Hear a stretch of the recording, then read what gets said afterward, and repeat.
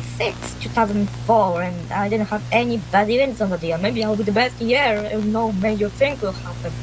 Wait, why is this in destruction? Best year and no major thing will happen. Wait, why is this in destruction? I'm on Indonesian coast. 2004. You find This is in destruction. I'm on Indonesian coast. 2004. You finally here. Oh, hi Indonesia. What is destruction in here? Er was een huge tsunami. It hit all of Bay of Bengal. And you didn't help. Oh no, how many people died? Ja, quarter of een miljoen. Sorry, what? Can you say that again? Yes. Quarter of een miljoen. 250,000 people died. In a span of 4 hours and you didn't help. 2004 are you okay?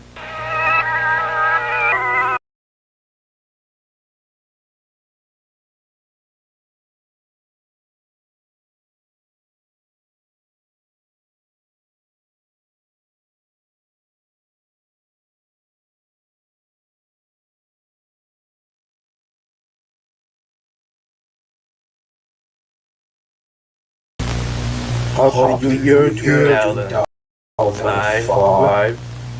Thank you guys for wishing me the best year of this 21st century, but I have one question. Where's 2004? It isn't supposed to be a tradition that I need to see the previous year.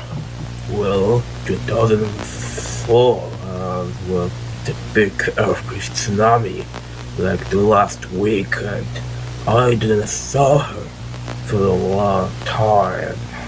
So you wanted to tell me that I was like a week away from being the worst year at all? No, we are not.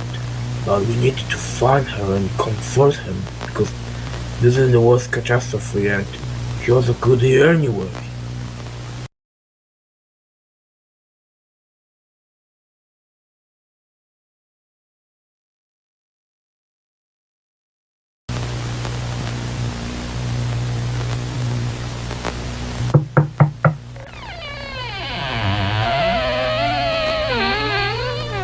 Oh my god, 2004, what happened to you? And where have you been? Really looking for you for months. Why are here?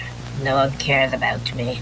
I did something wrong on December 26th. 2004, people die every year. Millions of them. You know about the year because the catastrophe happened. It was town households. It was all my fault. I didn't save those. I could, but I could in my bad year. I could, but those town households. It's all my fault. I didn't save those. I could, but I could in my bad year. Look, 2004, you are not even top 10 worst disaster in that year. You're actually a very good year. And you can't be sad only because one bad thing happened, and it's also not your fault. It's actually those people's fault who didn't know the tsunami warnings and earthquake. You didn't have to help them, but should we still feel bad for them? But you can't be sad only because of one disaster and be seen as bad year. And catastrophe will still continue. You would be the last year that will have probably more than 100,000.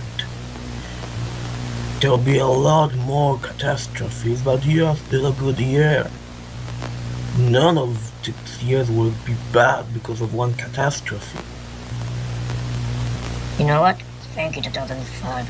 Maybe you're right, maybe I'm not a bad year. It is not my fault either. People's fault. They were the ones who didn't listen to the warnings. By the way,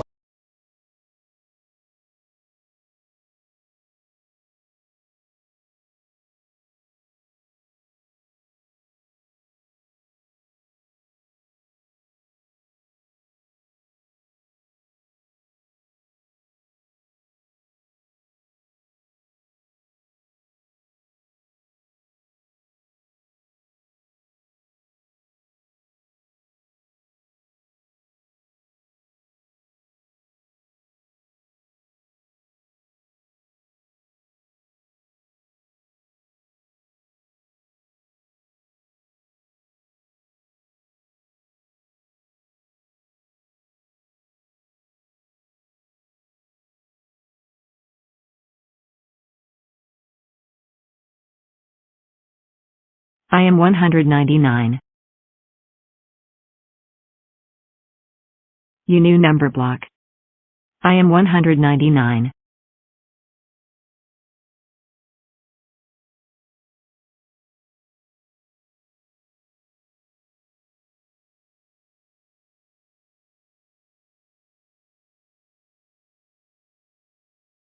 One hundred.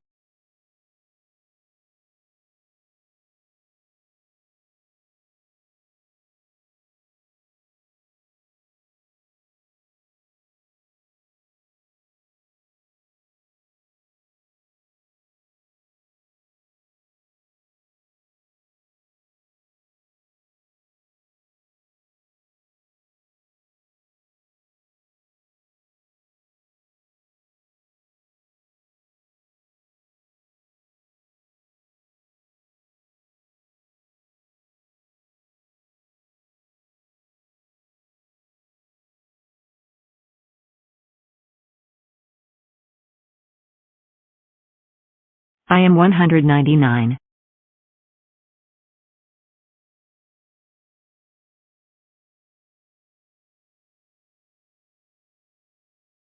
New number block is 2 zeros. I am 199. You new number block. Well, new number block. New number block is 2 zeros. 199 plus 1 equals 200. I am 200. I am 102s. Goodbye. 200 new number block.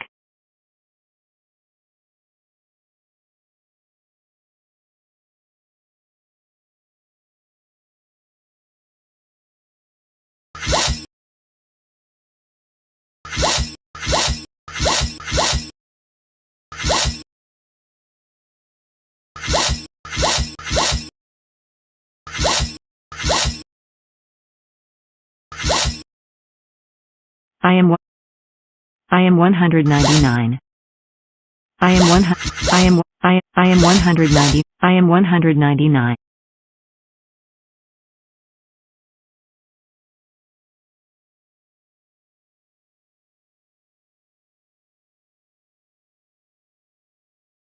I am 199.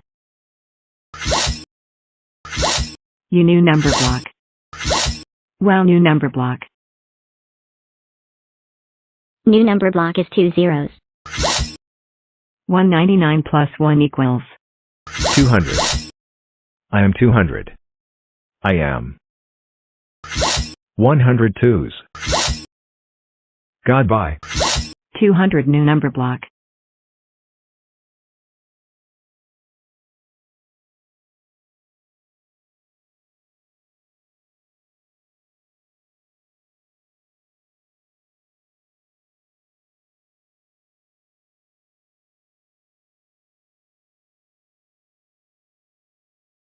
Wait, what is that sign that you're holding? Listen to the warnings. By the way, what is that sign that you're holding? Oh, you mean this? Well, this is a new app I got created. Its name is YouTube, and it's a video uploading website. Maybe we can make a channel here. Good idea. And I have Facebook. You can join too. Make a YouTube. By the way, what is that sign that you're holding? Oh, you mean this? Well, this is a new app I got created. Its name is YouTube, and it's a video uploading website. Maybe we can make a channel here. Good idea. And I have Facebook. You can join too. We can together uploading stuff here. Okay, so we are friends, or maybe even more from now.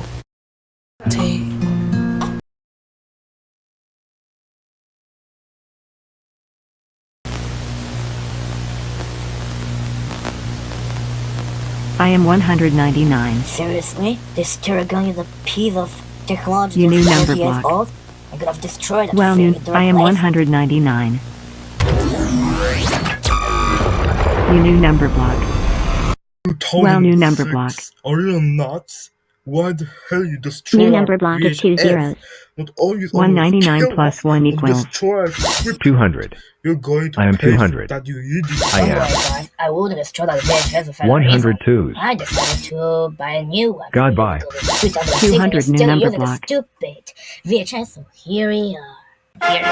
A new camera for you. Oh my god, 2006, I've forgiven, I've given that, let's call that one. Thank you. Sometime later. Serbian Montenegro.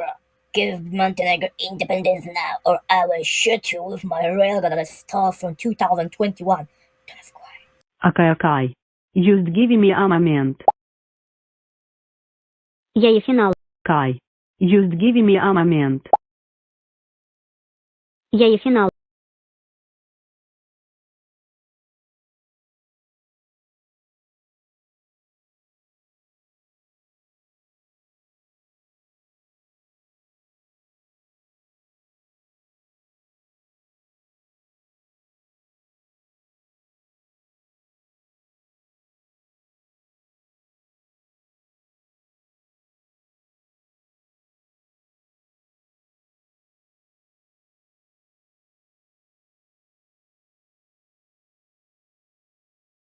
Wheels on the bus go. Wheels on the bus go. All day long. Wheels on the bus go. Wheels on the bus go. All day long. Wheels on the bus go. Wheels on the bus go. All day long. Wheels on the bus go. Wheels on the bus go. All day long. Wheels on the bus go. Wheels on the bus go. Wheels on the bus go.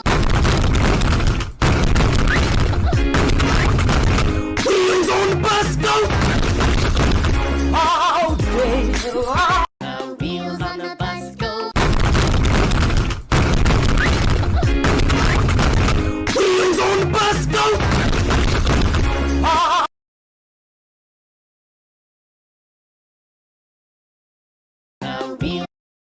I can't decide. Triple. I can't decide. Why? Stop. I know how.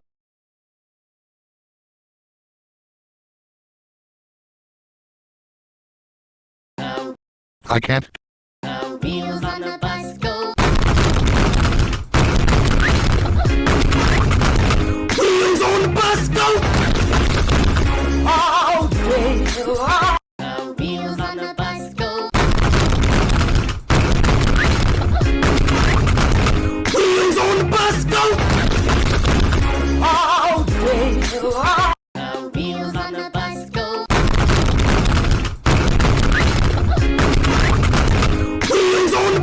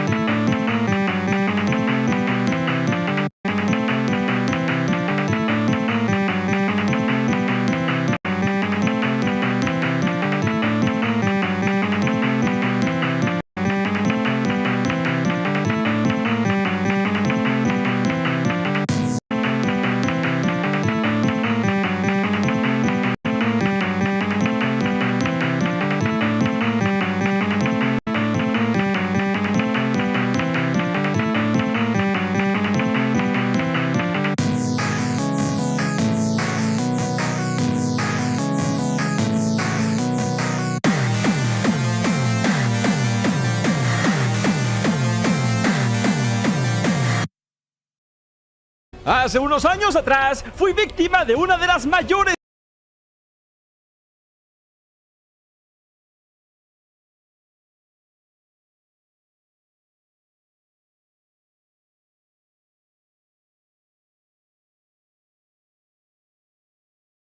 I am 299.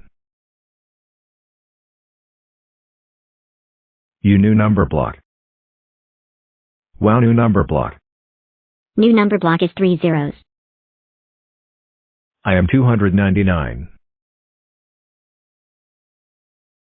You new number block. Wow, new number block. New number block is 3 zeros. 299 plus 1 equals 300. I am 300. I am 103.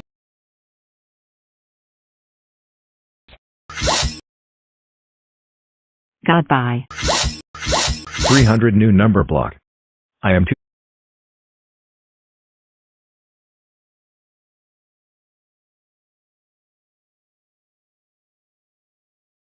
I am 299.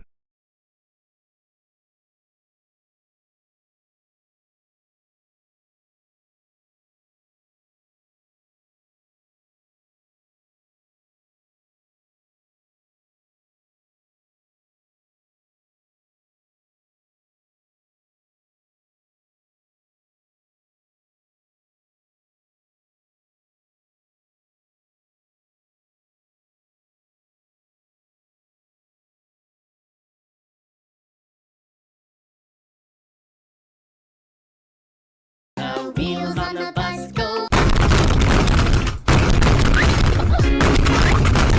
Wheels on the bus go! All day long. The wheels on the bus go.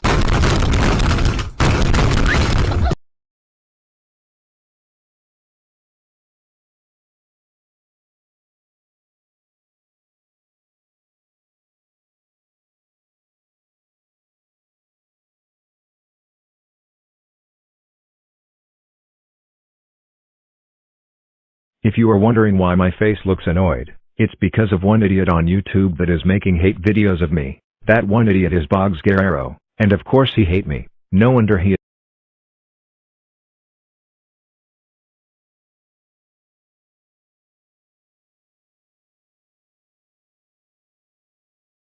If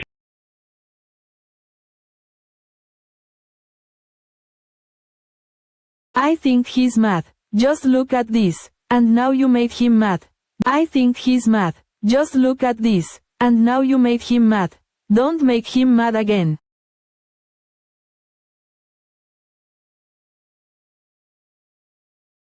Please don't call him car tax again or it will be even mad.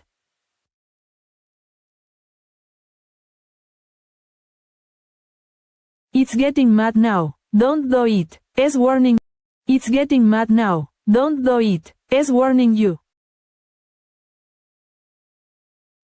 Don't do it. Don't do it. Don't do it. Don't do it. S angry. Because you called him car tax. S angry. Because you called him car. S angry. Because you called him car. Kai. Just give me a moment. I'll buy a new one for you because it's 2006 and you're still using the stupid I am 200. VHS. So here we are. Here it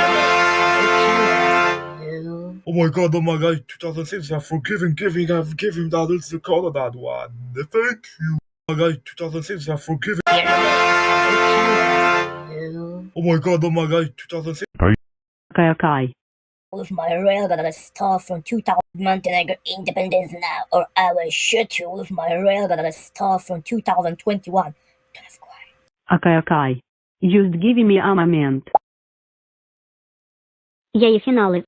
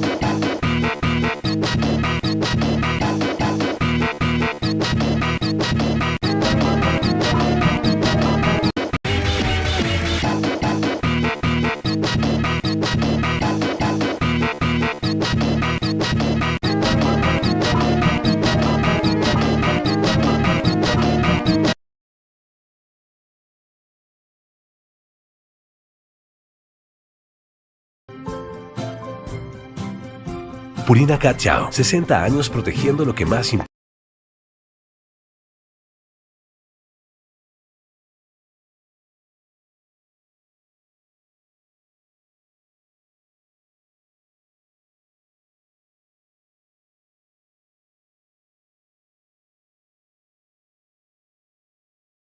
Is overrun. But I tried to save as many of our ants as I could.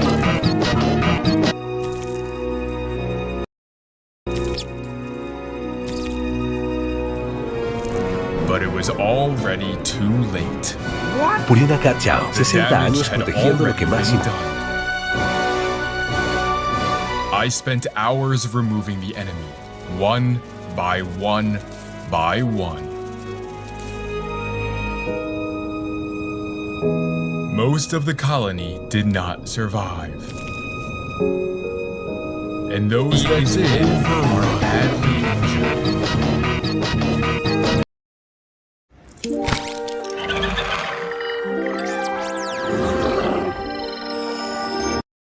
This is a queen ant, and she has the next 1,000 days to create an empire. But a rival colony is watching their every move, and if she fails, they will wage a war, destroy her home, and take over mine. Everything depends on her. So over the first few days, she creates a nest, and if we look underground, her first generation is underway. But in the world above, they will have to face competition and rival colonies. Their journey has only just begun. She will never leave the safety of her nest, so she creates workers to serve and protect her. But the enemy has already arrived. A wild ant on the hunt for new territory. This wild colony lives on my windowsill. Oh my god. The workers act quickly. They are beginning to build a wall. They will stop at nothing to protect their queen, and pretty soon their entrance is sealed. But war is coming, and if they want to survive, they will need an army. And for that, they need food. They specialize in collecting seeds. Their job is to transport them underground, where they store them in a bakery. Here, they ground and crush the seeds into bread, ant bread. It is the perfect food for their growing larvae, and 70 days later, the results are clear. There was a population boom, all powered by their tiny bakery. But the new workers are weak and clumsy. They need sugars like honey. Yet the honey stayed untouched for days until it was discovered by a wild ant. Thankfully, she's alone. Or so I thought. They launched an attack.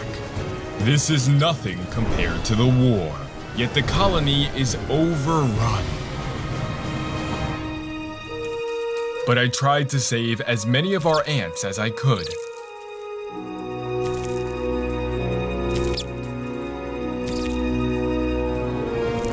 But it was already too late. What?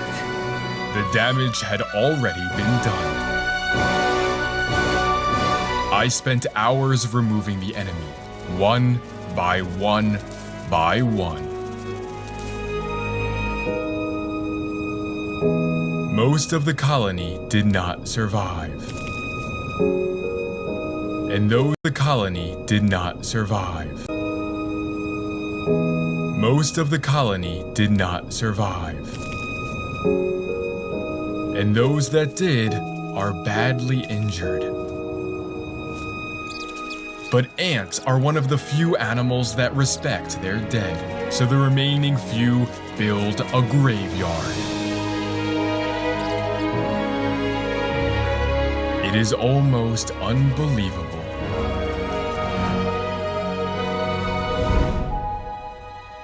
They may have lost the battle, but will they win the war?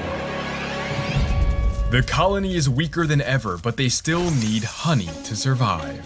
Last time, it caused a disaster. This time, they act with caution and begin to feed. You can even see their tongue as they drink up the honey. But then something remarkable happens. They are covering the honey in dirt and debris. It is genius. They are hiding it from the wild colony. Protecting the honey means protecting their queen. She is the only one in the nest who can lay eggs. If she dies, the rest of the colony is doomed. But with her survival, the colony thrives.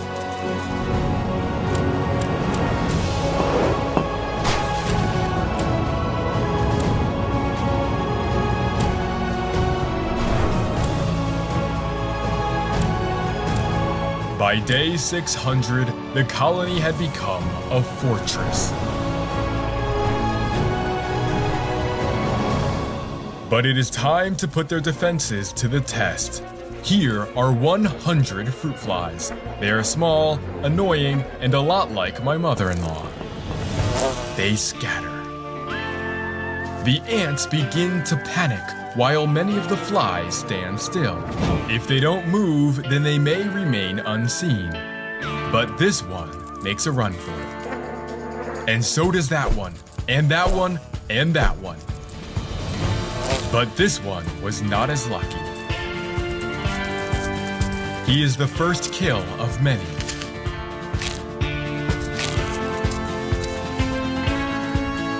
Even though they caught most of the flies, a few managed to escape. But the escaped flies were not as safe as they thought. Out of the frying pan and into the fire. The wild colony. Their numbers have grown so large, they've spread far beyond my windowsill and overtaken my animal room. My pets aren't a fan of their new roommate. It seems our colony is not an empire. But the wild colony acted in parallel, both of my kitchen. I didn't know why. But this one escaped into my kitchen. I didn't know why until I returned. There was an all-out war. And the enemy had already made their way underground.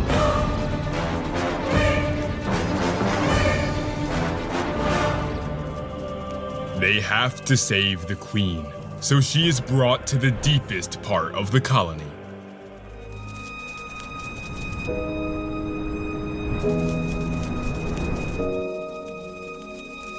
The rest of the nest had been abandoned, and the remaining workers swarmed the queen. But a worker was left behind, fighting to break free. But the enemy wanted more, the larvae. One by one, they begin to die. 1,000 days led up to this. The queen began alone to create an empire. But would they let it fall? To save their queen, our colony turns not to flee, but to fight.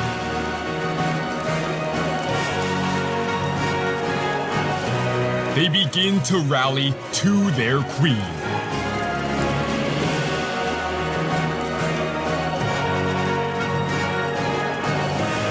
Even my pets join the fight.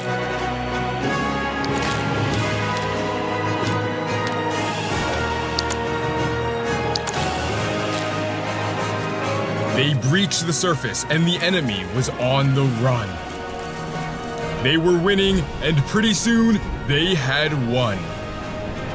The wild colony was never to be seen again. Check out this video. Colony was never to be seen again.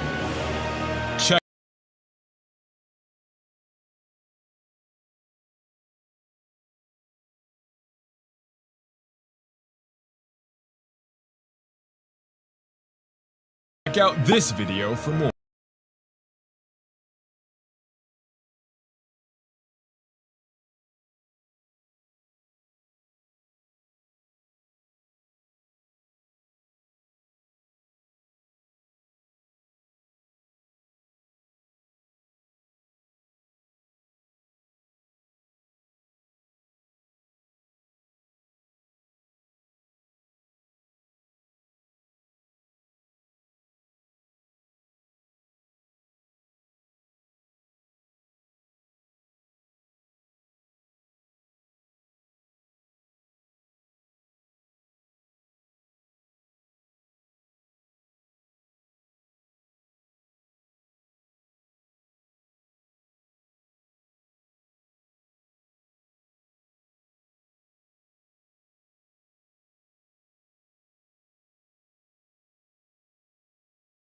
Estás lejos, dejaste todo atrás.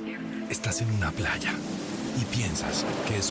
This is my harvester ant colony. Despite starting from a tiny little tube, over the past 30 days, the colony has expanded to an entirely new level. Over the month, I've documented their lifestyle, including them hunting, building shelter, eating, and more.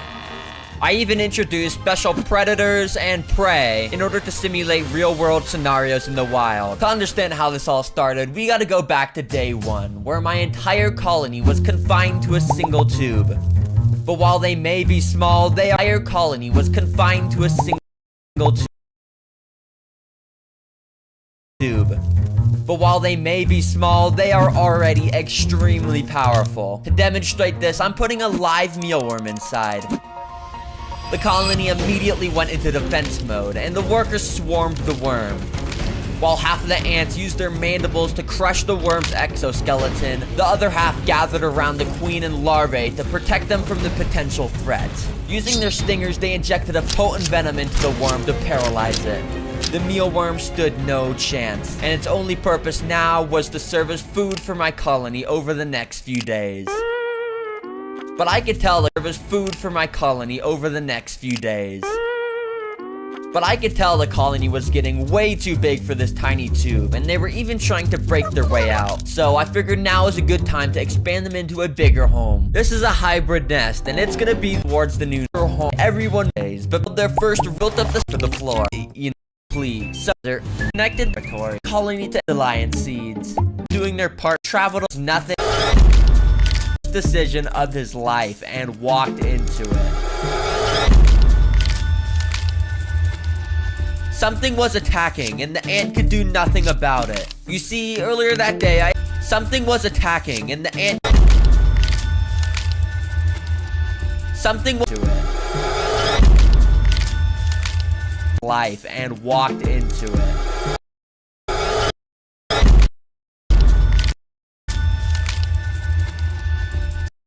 Something was attacking, and the ant could do nothing about it. You see, earlier that day, I had placed antlion larvae into the desert. These guys create little holes in the sand and wait for an unlucky ant like this guy to stumble in. But this ant wasn't going to die without a fight, and grabbed on with his mandibles. The antlion was actually losing and didn't even have a grip on the ant. But the antlion was smarter and used his ability to burrow and pulled the ant under the sand, never to be seen again. While the ants liked the desert, they had to be careful to avoid the deadly predators. Anyways, I wanted to add a to Mexican jumping reality caterpillar turning into moth that would eventually turn into a beautiful moth. But these caterpillars will not be turning into moths because the ants are going to eat them. Now, to be honest, I thought the ants would just swarm the jumping beans and dig their way into them, but in reality, they didn't really react to them. So I had to expose the juicy prey inside by cutting them open myself and putting them right next to some of the colony. And well, it's safe to say that the ants enjoyed the soft membrane caterpillars that they could split in half with their mandibles. Okay, that's actually pretty brutal if I'm being honest. The colony slowly started to build up ants and putting them right next to some of the colony. And well, it's safe to say that the ants enjoyed the soft membrane caterpillars that they could the colony slowly mandibles. Okay, that's actually pretty brutal if I'm being honest. The colony slowly started to build up their food. Food led the queen to was getting ready and more food. explore with the forest. Honestly, and seeds are food. Of course, we're habitat. The flightless fruit fly to the nest, about to figure out the hard way. With one wrong turn, the ant makes its way towards a carnivorous Venus flytrap. The ant slightly stepped onto it, not knowing its life could end at any moment. Foolishly, it fell for the bait, as Venus flytraps produce a sweet nectar to attract insects. As the ant was busy inspecting the plant, the flytrap slowly started to close its mouth, leaving no chance of escape for the ant. You could see the ant slightly moving around inside, but over the coming days, the Venus flytrap will produce a type of acid that will dissolve the poor ant into nothing but nutrients. But carnivorous plants weren't the only thing the ants had to watch out for, as I'm about to introduce a fierce venomous into the rainforest. Something menacing, welcome with excellent eyesight and sharp venomous. I haven't fed. Wait, what? Okay, it turns out I tried the. Didn't even see. It's better be some natural. Yeah. It was now day. The rain eat the forest. But I'm going to the sing onto the grain. Fog had started to roll. Thunderstorm. This rain will. And he has enough water. And today on home nest, glass and put the roach in. I thought the ant was attacked with it. The ant got super scared and fell on his back. But the roach was just as scared, and it ran all the way to the exit of the nest. He then crawled out into the desert outworld, never to be seen again. Thankfully, the queen was left unharmed, and the colony got to live another day. Over the past 30 days, the ants went from a tiny tube to a thriving nest with multiple ecosystems. Although some of the ants were lost to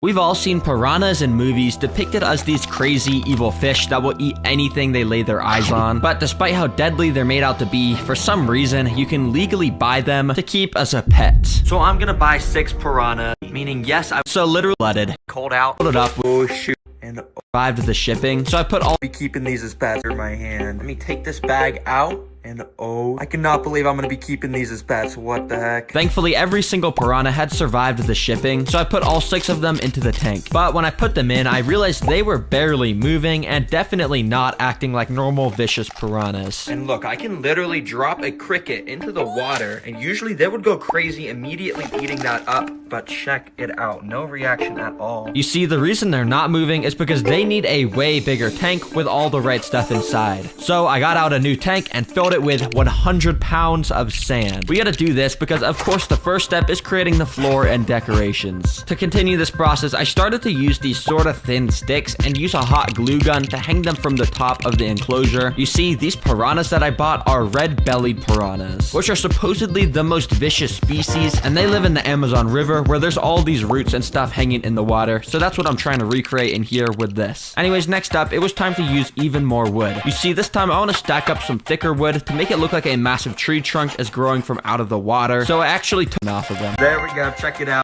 here. First and some even a little more. Go get some flipping a little lid stick plants and got all the bag of left and filled it. I almost forgot. Oh yeah, empty. That's because I want to build a graveyard here. Some little skeletons on the back with them around it. There we go, check the grave. Finally, coolest idea. You guys were, but I had to go buy more stuff. Apologies. And for the final turn into my, I got some. After driving home, I threw all that food I just bought into the turned into rinse. See, I can basically the side of the and it will make. And now the next back of the water, which took a long. As you can see, it starts to make bubbles at the back of the enclosure. Yeah, it's pretty cool. Actually, dude. shown this in a video before. So what I've got, last technology, is this little fish. I'm just kidding, I've actually already shown this in a video before. So what I've got is the upgraded version. Yeah, this one's way bigger and way cooler. Which, as you can see, if I just go and put it in the water like this, it starts to swim around like a normal fish. And yeah, I just think it'd be funny if I maybe tested the piranhas to see if they try to eat it or something. Anyways, this tank is now complete. And speaking of the piranhas, it's time to get them inside. Oh, yo, I just walked up on the piranhas and they haven't seen me yet. Look at what they're doing. They're like hunting around for food right now. What? Okay, I'm gonna try my best to not get bit here. Oh, nah. So I grabbed the temporary tank they were in and brought it over to their new home so I could scoop them out. Okay, they definitely look more like that. New home. And as you on the hunt for food. So now I'm gonna throw worms. I went and to go up and eat it, let the piranhas know it was feeding time. And as you could guess, they immediately started to go up and eat it, which kind of made a mess, but yeah, they were loving it. Oh my gosh, do you see? And one started to sink down. Two of the piranhas noticed it and kind of took nibbles at it. The mealworms and one started to sink down. Two of the piranhas noticed it and kind of took nibbles at it, but they were kind of just playing around with it more than they were actually eating it. And that same thing kept happening with most of the mealworms, but that was until I saw this, where three of them took turns devouring it up, and yeah, this one actually got eaten. Okay, well, mealworms, I'm gonna give about like a 2 out of 10 on how much the piranhas like them. But as you can see, second on the list, we're gonna be feeding them crickets. Now, if you remember, I this new tank. So I dropped in, you could see one, and because it was just floating there, I grabbed it with tweezers to show the piranhas. Instantly, you could see they picked up the memo that this was alive, and they sort of started to nibble it like the mealworms. But not even a single piranha actually took a big enough bite to eat this cricket. Okay, that was pretty bad. The crickets, I'm gonna give it a 1 out of 10 because the mealworms, they at least did eat some of them. I guess these piranhas just don't really like insects, so that's why I'm gonna rapid fire the next two off. Here you can see I've got salmon and ground beef, which is a lot more smelly. They better like. Started to come up and nibble it. I accidentally dropped it into the sand where all the rest of the piranhas came swimming up. They huddled around it like a pack of hyenas and started to actually take little chunks out of the piece for them to eat. So I did the same thing with the ground beef and held it in the water. And this time the piranhas were even more interested, and instantly the entire pack huddled around it and took turns taking their bites out of it. I even noticed that the scraps of it had fallen onto the floor and were getting surrounded by the piranhas too. Well, dang, I'm gonna give the salmon an 8 out of 10 and the ground beef a 9.5 out of 10. Yeah, they loved that so much, but that doesn't mean I gotta do my hand now. Let's go. Start the timer. Let's see how long I can keep it in here. Right away, nothing really happened because none of the piranhas were near my hand. But I knew this was kind of cheating, so I moved my hand closer, where right away, one sort of noticed me and actually started to chase my hand as I moved it away to avoid getting bit. So of course, I moved my hand back over to the pack, where some of them definitely got sort of close to biting me, but they were nowhere near as aggressive as they were towards the beef. You see, it's actually a common misconception that piranhas are evil towards humans like all the movies say. But to be honest, if you're a viewer watching this, I would not personally test it. I'm just crazy, so please subscribe for risking my hand for this content. Well, these piranhas are going to be crazy pets, and thankfully they're pretty easy to feed. Thanks for watching, and if you want to watch another video, click the video on the screen. See, they're pretty easy to feed.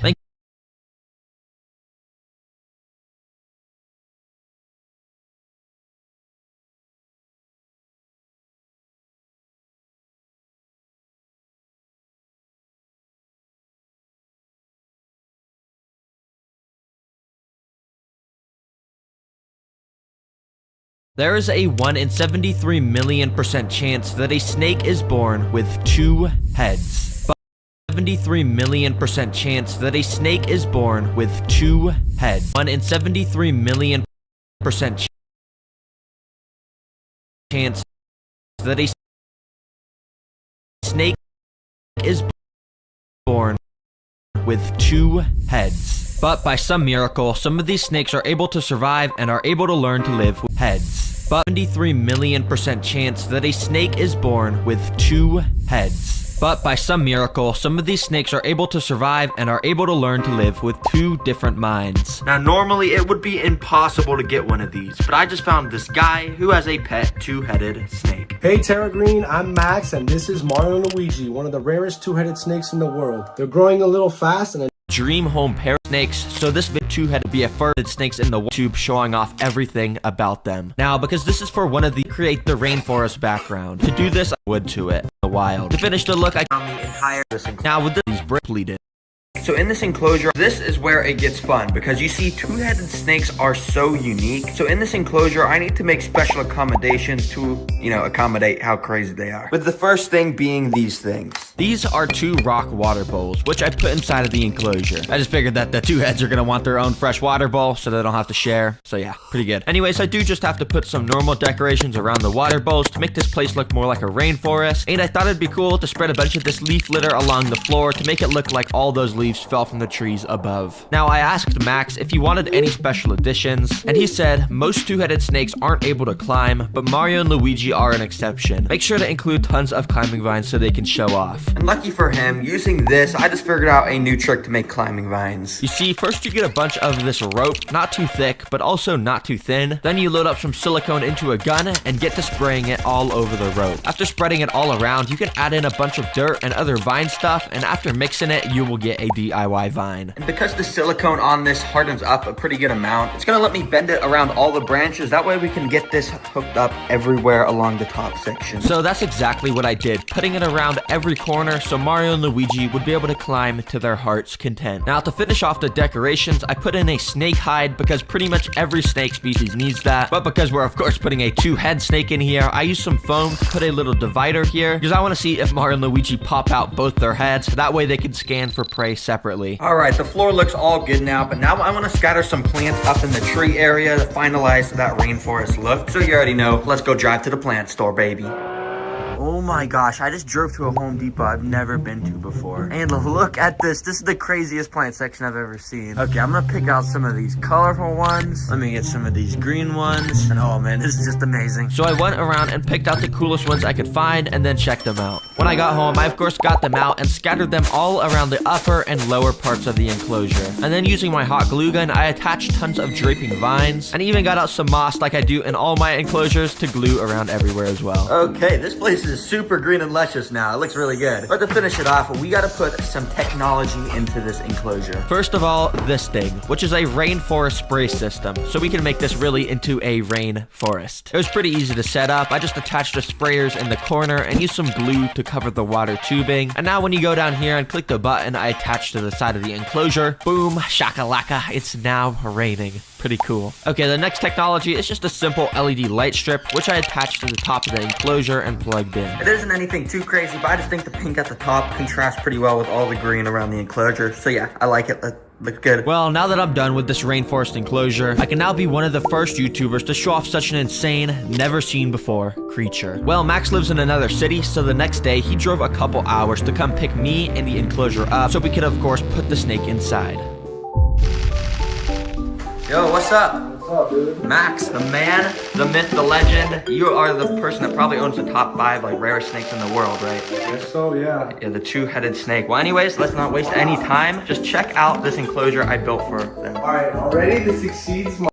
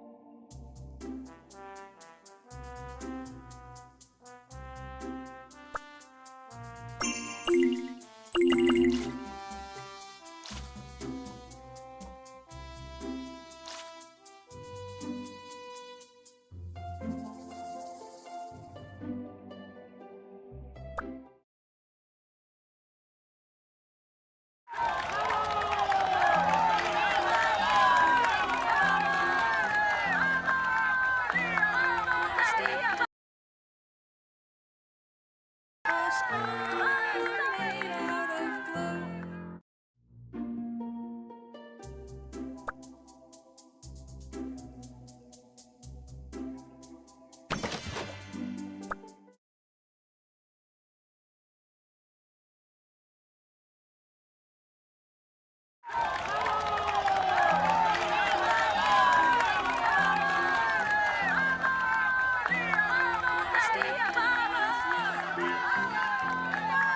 with me.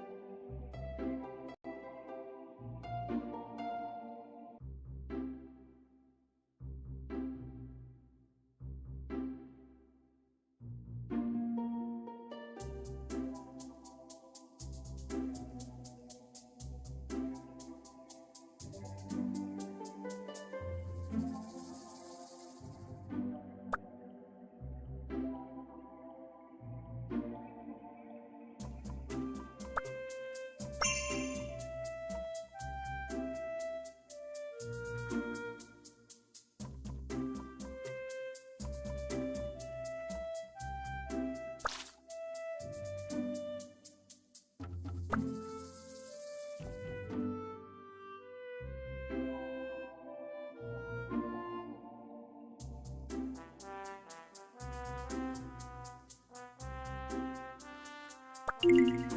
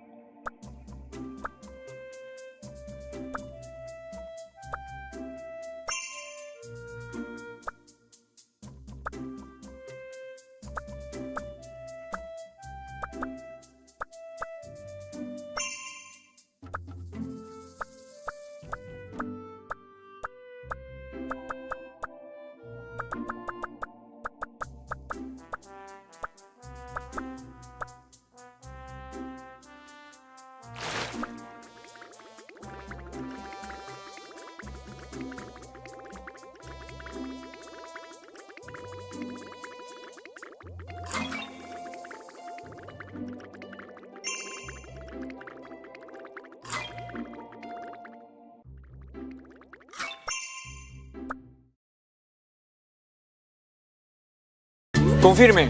Tiendas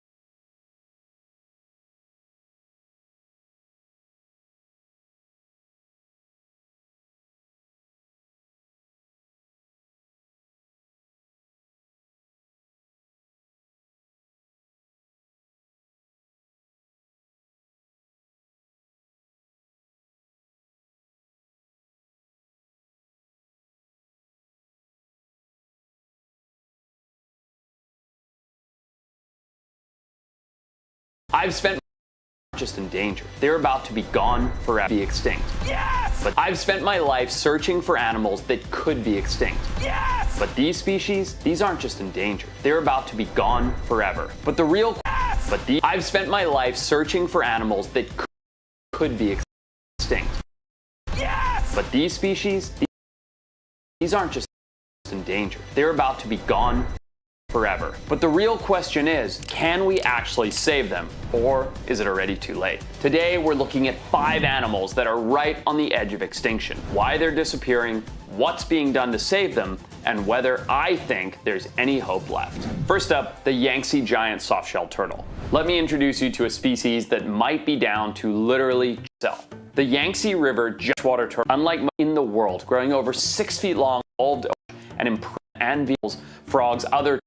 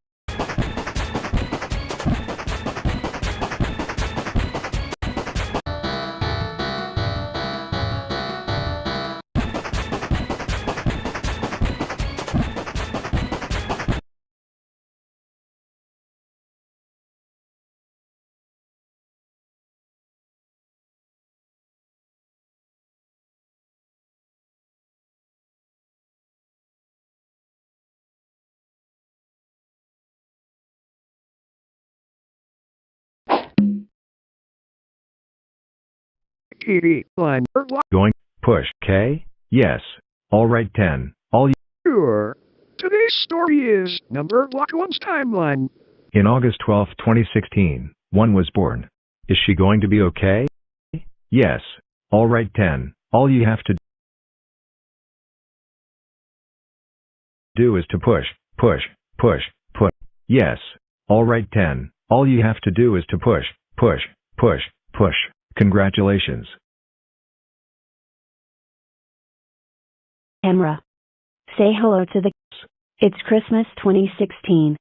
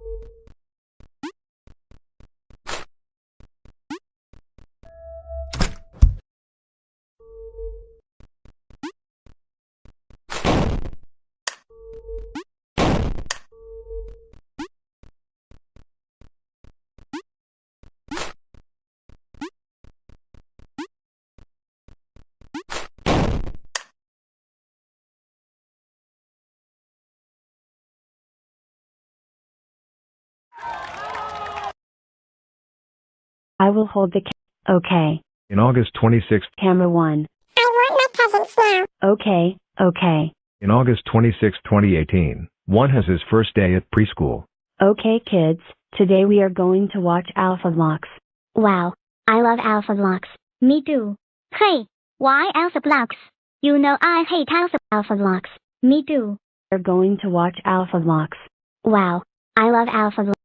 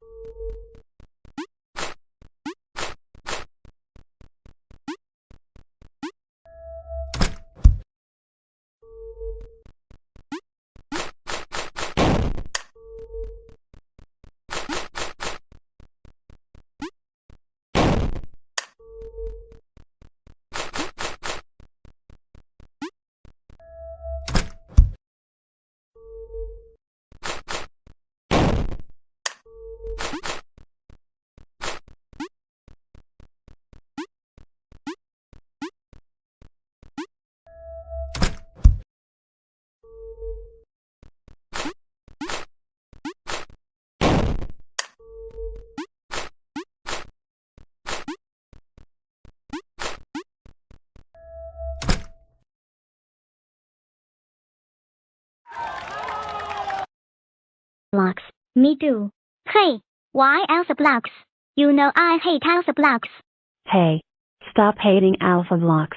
Also, No, I hate Alpha Blocks. hey, stop hating Alpha Blocks. Blocks. You know I love Alpha Blocks. Me too. Hey, why Alpha Blocks. Wow, I love Alpha Blocks. Me too. Hey, why Alpha Blocks?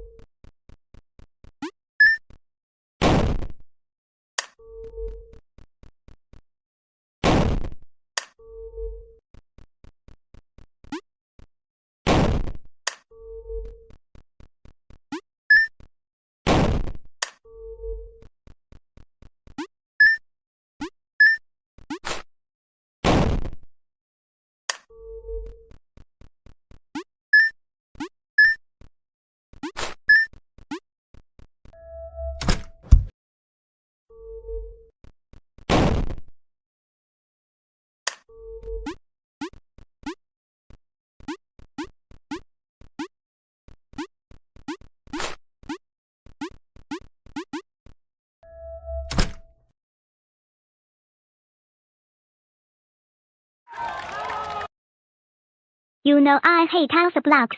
Hey, stop hating alpha blocks. Also, I know number blocks is better in my opinion, but 1 and 3 likes the show. I don't care. Alpha blocks suck. You stupid color block. Hey, I'm not a color block. Blocks suck. You stupid color block. Hey, I'm not a color block. I'm a number block. Stupid color block. Hey, I'm not care. Alpha blocks suck. You stupid color block. Hey.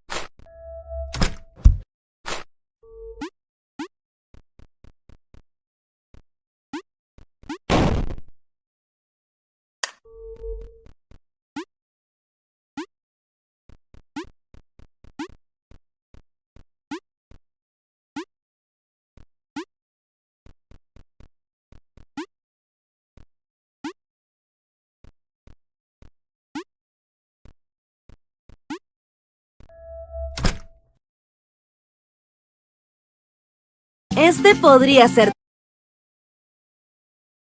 Hey, I'm not a color block.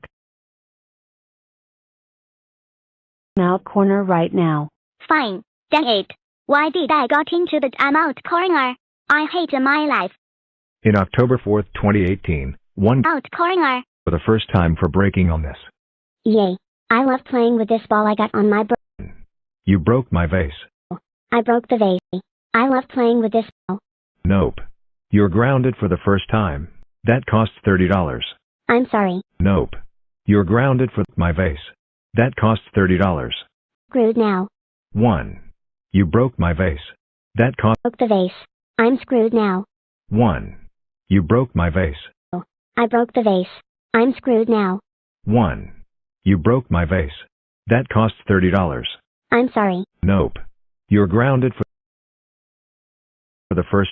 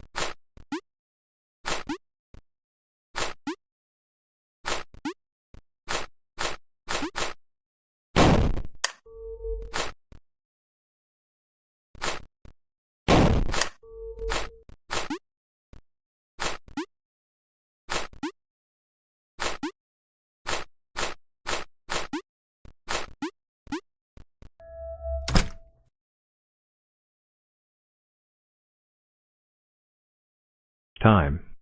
In July 7, 2019, one's old dad, 2, is dead due to a car crash. No. One's old dad, grounded for the first time. In July 7th. I'm sorry. Nope. You're grounded. You broke my vase. That costs $30. I'm sorry. Nope. You're grounded for the first time. In July 7th. Now I will get a new dad. I'm sorry. 1. Guess what? We got a new dad. Hey, what you snub? New dad. Hello. 1. Hello. Okay. I got a new 2. First time. Car crash. In $30. I'm sorry now. 1.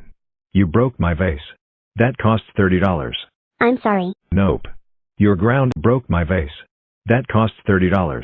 I'm sorry. Nope. You're grounded for the first time.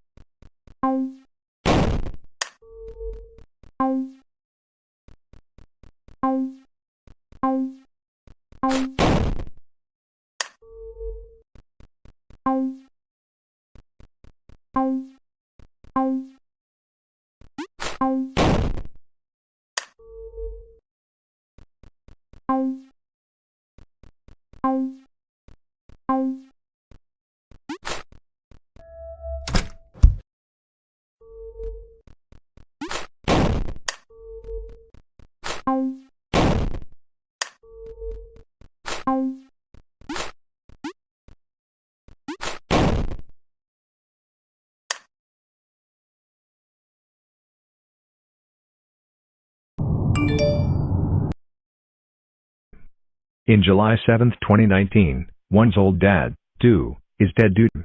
That costs $30. I'm sorry. Nope. You're grounded for my vase. That costs $30. I'm sorry. Nope. You're grounded for the first time.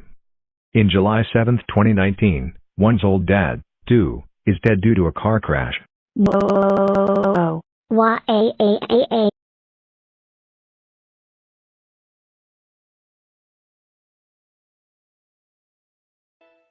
Number?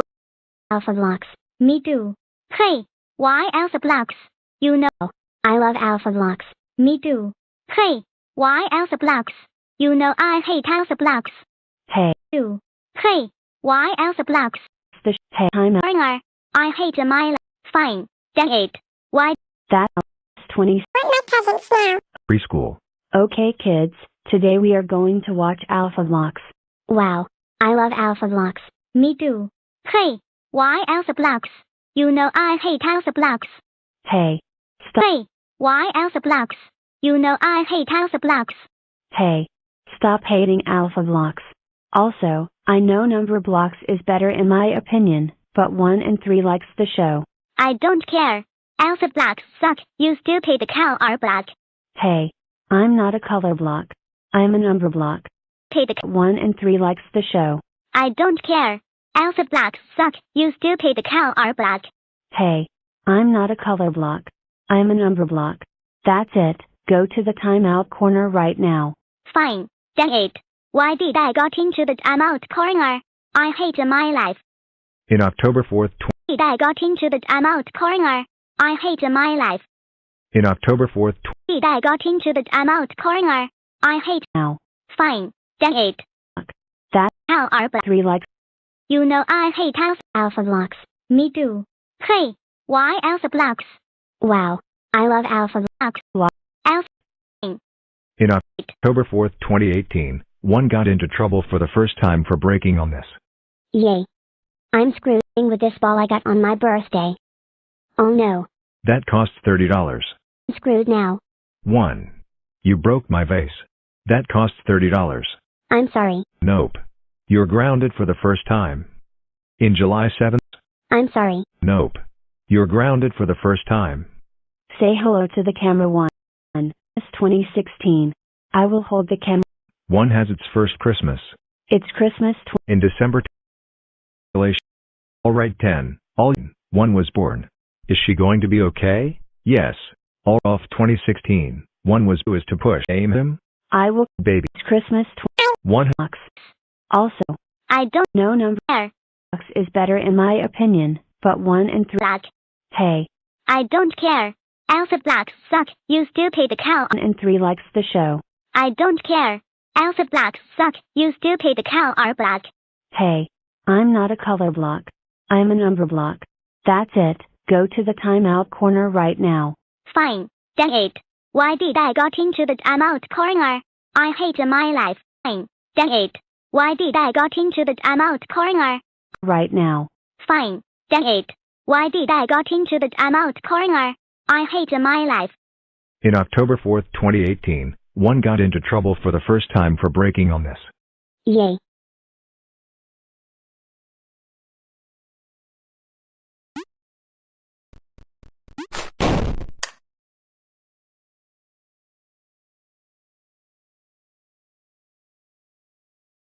I love playing with this ball.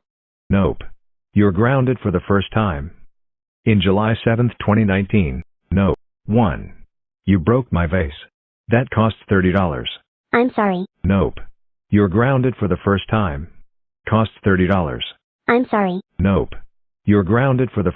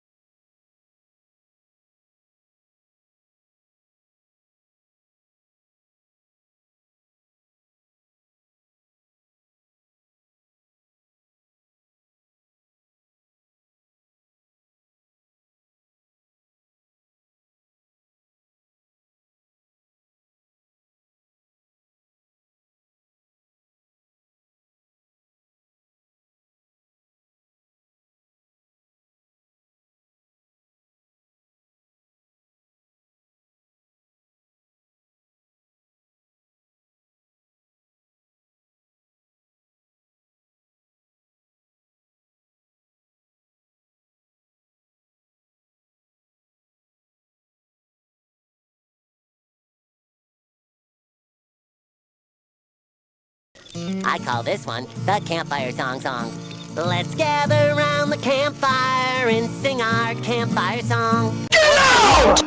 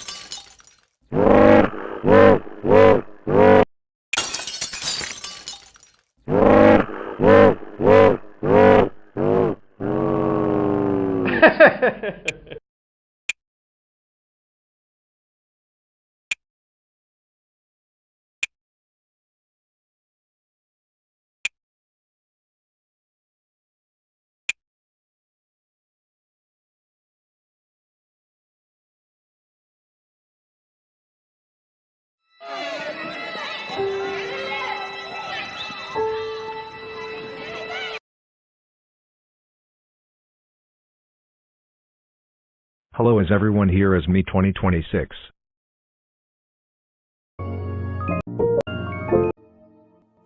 Ready for 0.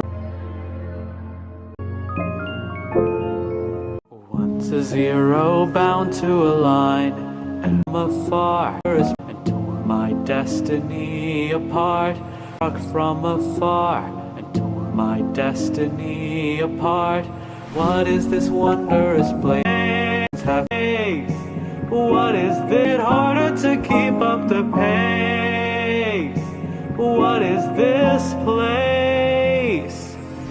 He activated the heart of the world, and as the blanket of time unfurled, events were purged and thrown astray, so only I'll know of his day.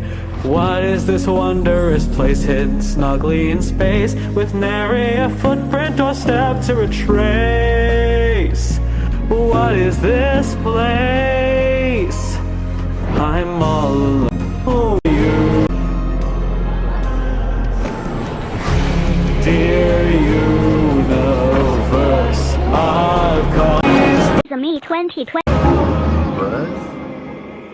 Where am I? Hi, it's me 2027. 27. Where am I? Where am I?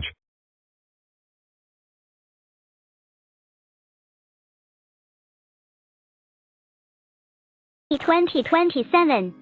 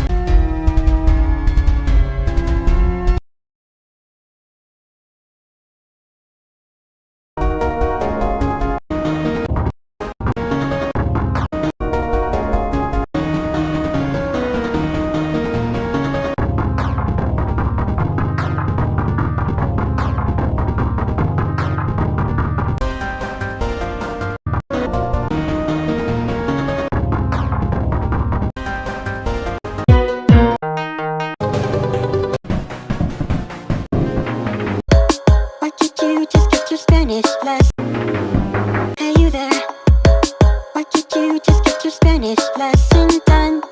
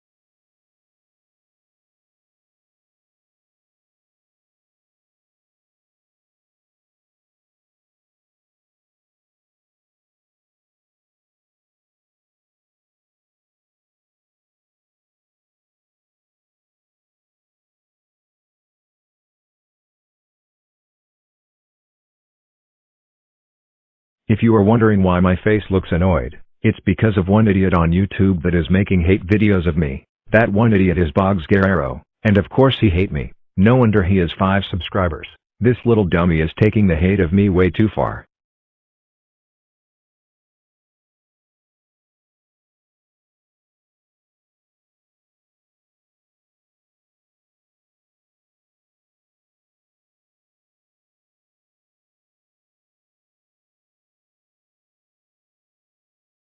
He literally made 10 videos of hating me. I pretty much bet that this is Bogs all to counter his friend, and he's probably going to make or tell his friend to make more videos of hating me. And you already guessed it, Bogs is going to make more videos of hating me.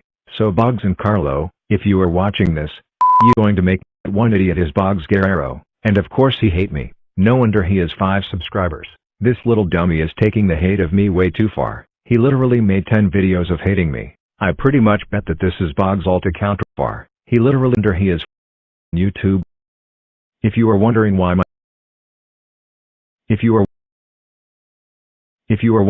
my face looks annoyed, It's because of one idiot on YouTube that is making hate videos of me. That one idiot is Bogs Guerrero, and of course he hate me. No wonder he has 5 subscribers.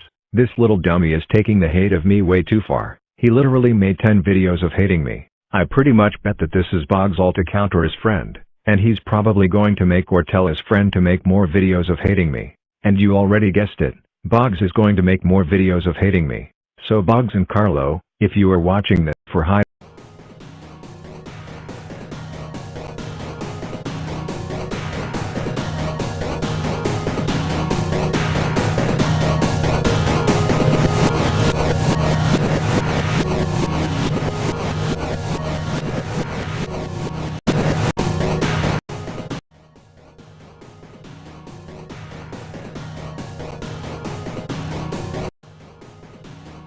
Okay, bye.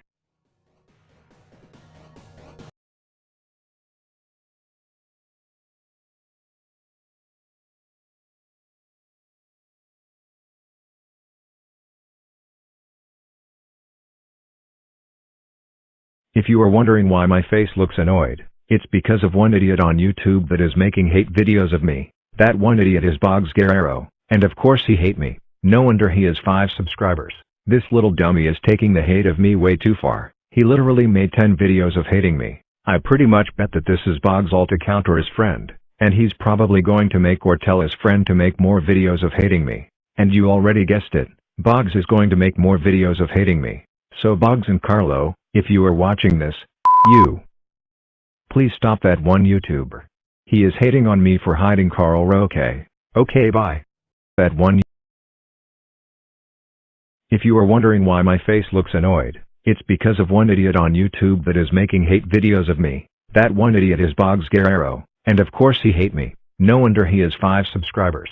This little dummy is taking the hate of me way too far. He literally made 10 videos of hating me. I pretty much bet that this is Bogs all to counter his friend, and he's probably going to make or tell his friend to make more videos of hating me. And you already guessed it, Bogs is going to make more videos of hating me. So Bogs and Carlo, if you are watching this, please stop that one YouTuber. He is hating on me for hiding Carl Roque. Okay, bye. That one YouTuber. He is hating on watching this. Bogs is going to make or tell his friend. Pretty much bet that taking the hate of me way too far. He literally made 10 videos of hating me. I pretty much bet that this is Bogs all to counter his friend, and he's probably going to make or tell his friend to make more videos of hating me. And you already guessed it, Bogs is going to make more videos of hating me. So Bogs and Carlo, if you are watching this, please stop that one YouTuber. He is hating on me for hiding Carl Roque. Okay, hating me. So Bogs and Carlo, if you are watching this, please stop that one YouTuber. He is hating on me for hiding Carl. He's going to make or tell his friend to make more videos of hating me. And you already guessed it, Bogs is going to make more videos of hating me. So Bogs and Carlo, if you are watching this, please stop that one YouTuber. He is hating on me for probably videos of hating me. I pretty much bet that this is Bogs all to counter his friend, and he's probably going to make or tell his friend to make more videos of hating me. And you already guessed it, Bogs is going to make more videos of hating me. So Bogs and Carlo, if you are watching this, please stop that one YouTuber. He is hating on me for hiding Carl Roque. Okay, bye. Okay, bye. So Bogs and Carlo, if you are watching this, please stop that one YouTuber. He is hating on me for hiding Carl Roque. Okay, bye. If you already guessed it, Bogs is going to make more videos of hating me. So Bogs and Carlo, if you are watching this, please stop that one YouTuber. He is hating on me for hiding Carl Roque. Okay, bye.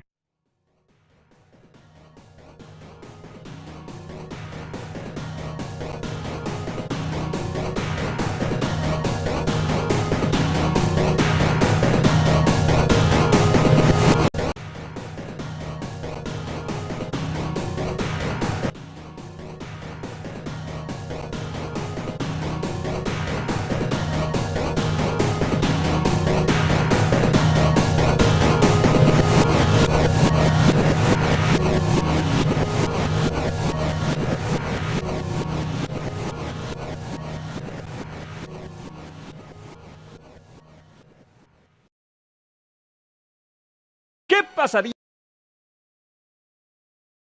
If you are wondering why my face looks annoyed,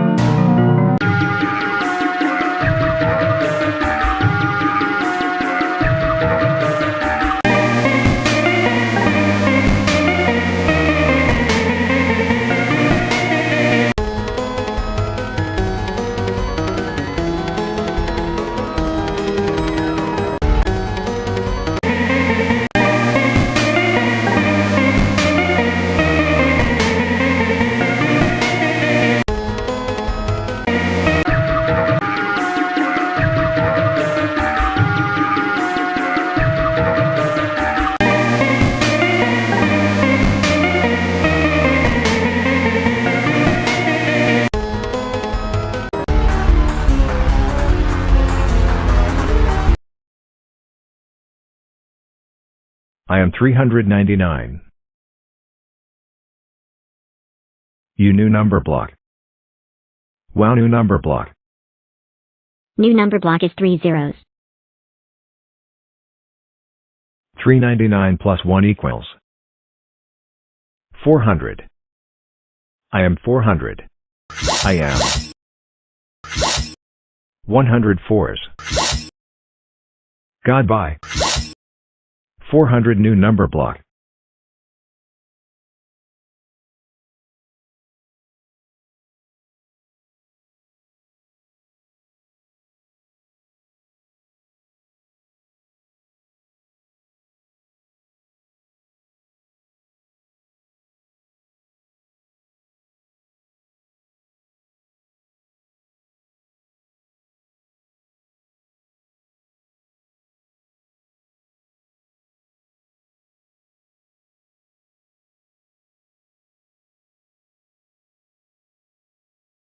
I am 399. I am 399. I am 3.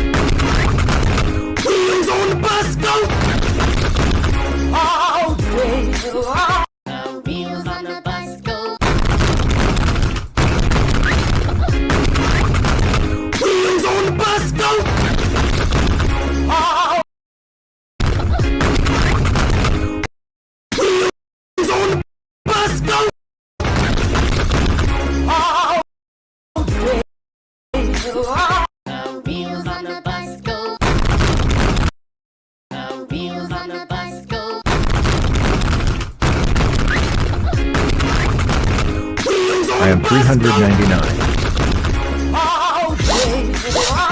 You new number block. Wow, new number block. New number block is 2 zeros. 399 plus 1 equals 400. I am 400. I am 100 forest. God bye. 400 new number block.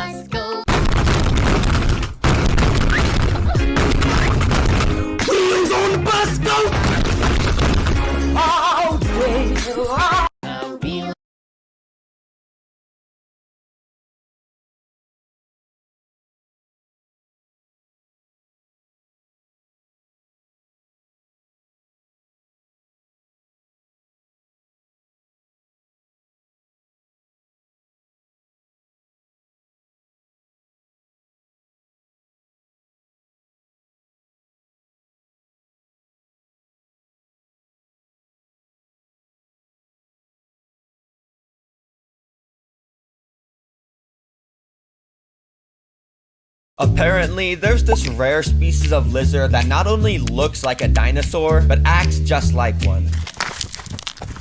The name of it is a frilled dragon, and it looks very deadly. But despite how dangerous it looks, I found this website that sells legal exotic animals, including this dinosaur, for $800. So yeah, basically I'm gonna buy this, build it at home, and try to keep it as a pet. And I don't know how hard that is gonna be, because as you've already seen, this thing is literally that thing's a demon. I mean, look at that. But anyways, let's just buy this thing. And in this video, I'll be judging how good of a pet a dinosaur actually is by doing stuff like taking it outside like a dog. Yeah, this video is crazy. But before any of that, I first have to wait for it to be delivered, which is going to take about a week. So in the meantime, let's build this thing its dream home with everything it could possibly want. And to do that, well, I've got a lot of stuff. I first put together the glass enclosure to build the dream home inside of. And anyways, now it's time to actually build the dream home, and to do that, there's 5 steps, starting with creating the background. To create the background, I sprayed a ton of foam all along the glass so I could stick a ton of wood to it. You see, I'm basically recreating a forest in here, since that's where frilled dragons live in the wild. And to complete the forest look, I covered it in a ton of dirt and wood chips so it looked nice and natural, you know. As you can see, this tank is already looking very, very beautiful and natural with all that wood and dirt, but it's also looking a bit brown and lifeless too. So let's get to doing some more stuff, starting with the floor. Now, I know I was just complaining about everything being brown, but to make the floor, we do gotta use some brown dirt, so yeah. The cheapest way to get a bunch of quality dirt is to use one of these compressed coconut fiber bricks, which may not seem like a lot of dirt, but if we add a huge tub of water to it, well, now it's a lot of dirt. Finally, I mixed in a bunch of other types of ground stuff, because that's what forest floors got, you know? Alright, this is starting to look, almost like a forest, but we're still missing some key things. So let's move on to step 3, plants and decorations. Now, first of all, I've got 2 different types of moss, which to start, I'll use carpet moss, which comes conveniently packaged in this box. Now, I always thought moss was just like dead grass or something, but it's actually an alive organism that over time is gonna grow and overtake the entire terrarium. Pretty cool. And I also spread a different type of moss around to add a little bit more variety in this tank. Now, this moss is absolutely fantastical. You know, it really brings the whole thing to life. But I'm gonna need way more plants if I'm gonna make this thing look like the dinosaur's actual habitat. Which means I'm gonna go get some actual plants with leaves and flowers on them and stuff like that. Yeah, so of course, I got in my car to go to the best plant store in town. Bruh. Which, if you've seen my channel before, you have to go to the best plant store in town. Bruh. Which, if you've seen me for going to Walmart for plants in a previous video, maybe. Place your item in the... Now, I had some people shaming me for going to Walmart for plants in a previous video, but clearly you guys don't understand the fantastical selection of plants they got. I mean, look at all these. Thanks, Walmart, for all these good plants. So I got a couple small plants, and I also got one big one that should make the dinosaur nice and happy. And while I was walking around there, I also saw they had some plant Lego sets, which, you know, I like Lego, so of course I bought some, baby. When I got home, I figured I should just build the Lego set real quick to see how those plants look, so I put that all together, and then I put each of the plants inside of the enclosure and check these out. Yo, this looks so cool. I'm just kidding, this actually looks pretty stupid. I don't know why I spent $50 on this. Get this trash out of here. There we go, this wood that goes the axe not enough to get to the it's some sort of branch. It's nice dinosaur.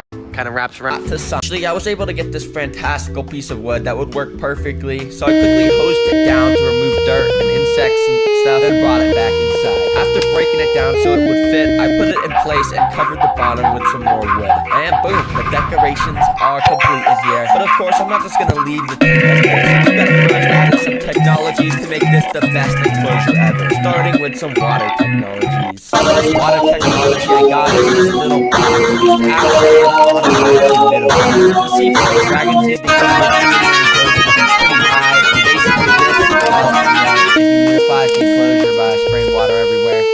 Nice. The second water technology I got is extremely high-tech. It's a water bowl. Yeah, so you know the dinosaur can get a drink of water and stuff. Now, even though I added in this amazing water dish, Frilled dragons actually never drink from it. They actually just use it as a bathroom.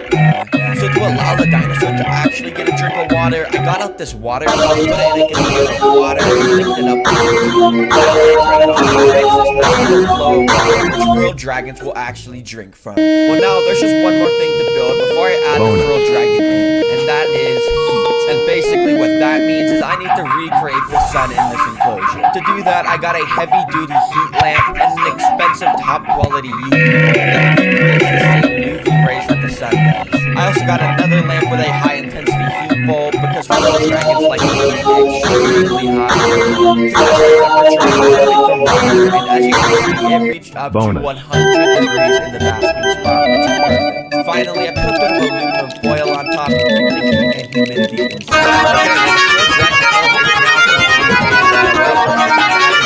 And the next day, I got a notification on my phone saying the package was ready for pickup. So I drove out to FedEx. Alright, so I just got back from FedEx and I just picked up this box, which is probably the Frilled dragon. I mean, it says live animal. Hopefully it didn't give me the wrong package. But anyways, I'm gonna take this thing inside and put it in the cage. And oh, there's some chickens right there. Bruh. I might gotta show these guys to the dinosaur. They're gonna be good friends. But before I do anything like that, let's just start by opening up this box. Oh my gosh, I can kind of see the dinosaur right now, and well, it's definitely a dinosaur. And now that I have the Frilled dragon, I'm gonna find out if dinosaurs are actually good pets by doing stuff like feeding it, taking it outside, and even more. But pets, by doing stuff like feeding it, I'm gonna find out if dinosaurs are actually good pets by doing stuff like feeding it, taking it outside, and even more. But first, let's get this guy in the enclosure. Now, this may not look like a dinosaur just yet, but that's because its thing on its neck only comes out on special occasions. But trust me, I will be showing you exactly what it looks like later in the video. Okay, well, the dinosaur is in its enclosure right now, and honestly, I'm still scared to get within a 5-foot radius of this thing. Like, I have no idea if this is as ferocious as those videos made it out to be, but I guess we're gonna find out. For now, I already know this guy is very hungry and thirsty from spending a day in that shipping container, and as you can see, his water bowl is already messed up because he was like jumping around and pooping in there like I thought he would. So to give him a drink of water, I turned my water pump on. It's actually pretty cool to watch. Then he just started to bask in it like he was taking a shower. Dang, this guy isn't as ferocious as I thought. He actually looks pretty chill right now. Now, to feed the frilled dragon, I asked the guy I bought it from which insect is the dinosaur's favorite, and he said crickets are one of the best. So, I got a bag of some pretty big crickets. Bro, what are these guys all running around in here for? It's not like you guys gonna escape. They're just jumping around. Are you guys stupid? And literally immediately after I put a bunch of them in, the dinosaur started to go crazy, as you can see, jumping all around the enclosure to get a nice juicy meal. And to show you just how cool it is when the frilled dragon ends, I hired a professional nature documentary narrator to tell you what's going on. Look at this. In this small, recreated prehistoric world, a cricket enjoys a quiet meal with moss. But nearby, the frilled dragon, a creature with roots deep in ancient history, has spotted the movement. Suddenly, the dragon's head snaps towards the cricket. In an instant, it leaps forward, jaws closing around the cricket with precision. The cricket's meal is cut short, now being completely devoured by one of nature's best hunters. Now, as you can see, that was very cool, and the dinosaur is a very good hunter. So to rank how good of a pet this dinosaur is, I'm going to rank a bunch of different factors. Because it was super cool watching this guy drink and eat, I'm going to give Air a 9 out of 10. Yeah, 9 out of 10. That's a pretty good score. Good job, bro. But another important factor that goes into a pet being good is how friendly it is and whether or not it lets you eat. Now, dogs are the perfect example of this. You know, they're super fluffy and nice, and they pretty much never bite you.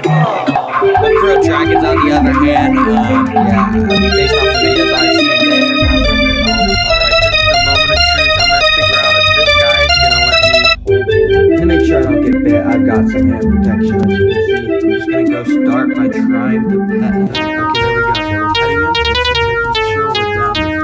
Be very gentle. Okay, I got very scared there. Yeah, I was too scared to pick him up with my hand, so it's pretty blocky. Okay, so we're gonna start by putting him on the kitchen table. Let's see. There we go. Look at him. He's out of his cage. He's doing good. He's just sitting there.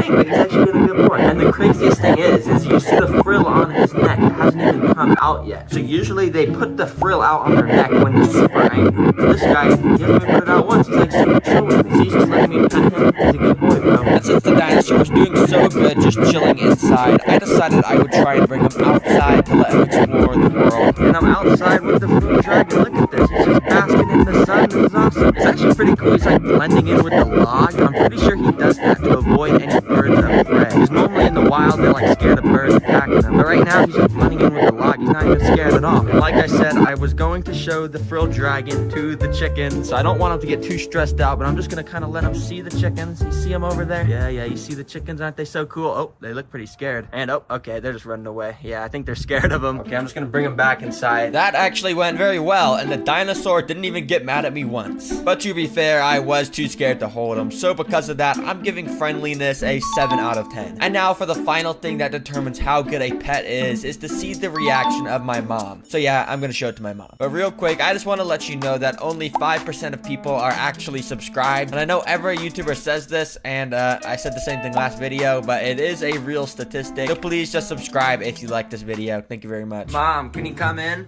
Have you seen my new pet?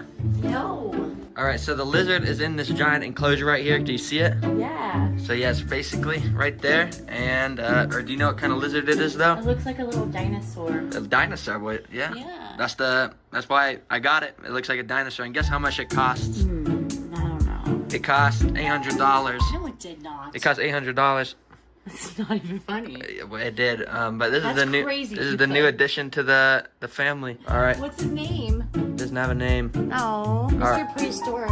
You want to name him Mr. Prehistoric? Prehistoric. That's a stupid name. So what do you rate it out of 10? You're pretty cool, prehistoric. 10. 10 out of 10? 10 out of 10. Okay, bye. Thanks. So she actually ended up liking it and gave it a 10 out of 10. That means the average score for the pet dinosaur is 8.7 out of 10. So that means this is actually a very, very good pet. I recommend it to anybody that can afford it, which is nobody, because who's gonna spend $800 on a lizard? Anyways, I know I said that the dinosaur would be showing his neck frill a lot in this video, which he hasn't yet. So to try and make him do it, I got a scary picture on my phone and showed it to him. And he didn't really care. So I tried getting another picture of a bird predator this time, which yeah, he didn't care about that either. So sorry guys, I lied. Mr. Prehistoric is not going to show his frill in this video, but that is a good thing anyways, because it means he likes me and he isn't stressed at all. So thank you everybody for watching. Today we figured out that dinosaurs are actually very Mark is not going to show his frill in this video, but that is a good thing anyways, because it means he likes me and he isn't stressed at all. So thank you everybody for watching. Today we figured out that dinosaurs are actually very good pets, which is pretty cool. Everybody for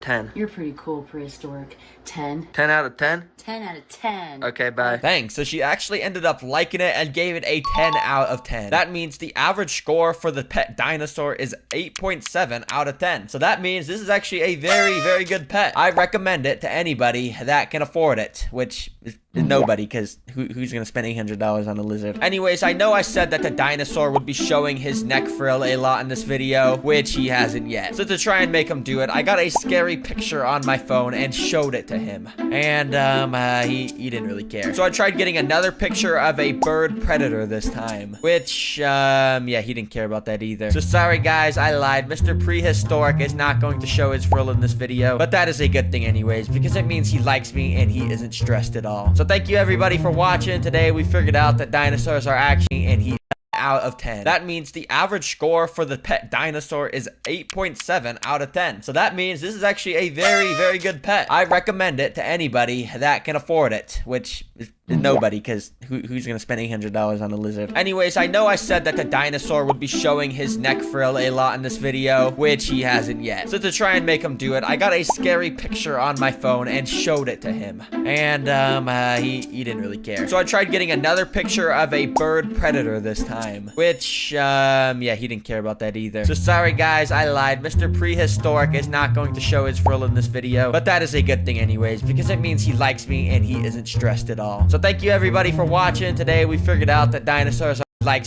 that can afford it, which is nobody, because who's gonna spend $800 on a lizard? Anyways, I know I said that the dinosaur would be showing his neck frill a lot in this video, which he hasn't yet. So to try and make him do it, I got a scary picture on my phone and showed it to him. And he didn't really care. So I tried getting another picture of a bird predator this time, which yeah, he didn't care about that either. So sorry guys, I lied. Mr. Prehistoric is not going to show his frill in this video, but that is a good thing anyways, because it means he likes me and he isn't stressed at all. So thank you everybody for watching. Today we figured out that dinosaurs are actually very good pets, which is pretty cool. Everybody his neck frill a lot in this video, which he hasn't yet. So to try and make him do it, I got a scary picture on my phone and showed it to him. And he didn't really care. So I tried getting another picture of a bird predator this time, which yeah, he didn't care about that either. So sorry guys, I lied. Mr. Prehistoric is not going to show his frill in this video, but that is a good thing anyways, because it means he likes me and he isn't stressed at all. So thank you everybody for watching. Today we figured out that dinosaurs are actually very good pets, which is pretty cool.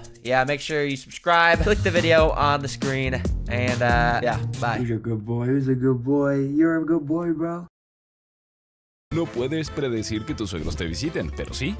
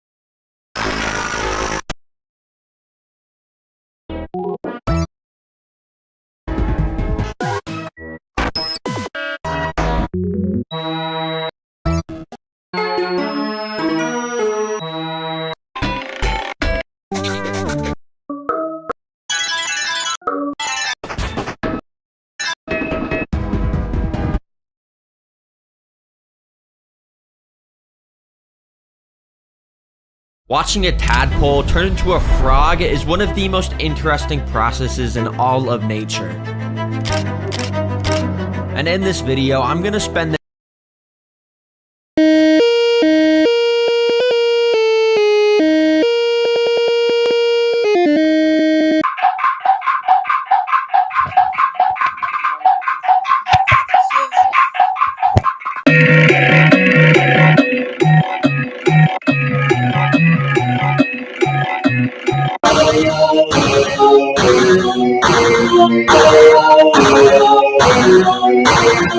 Bonus.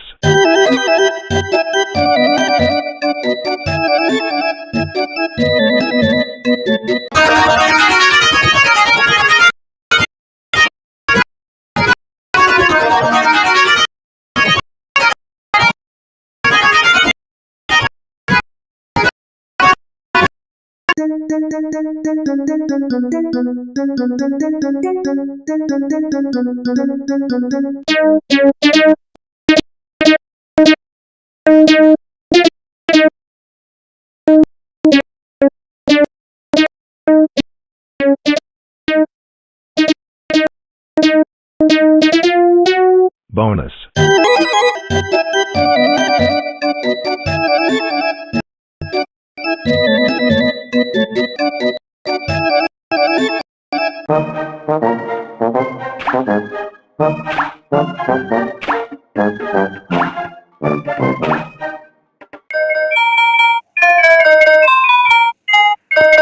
the next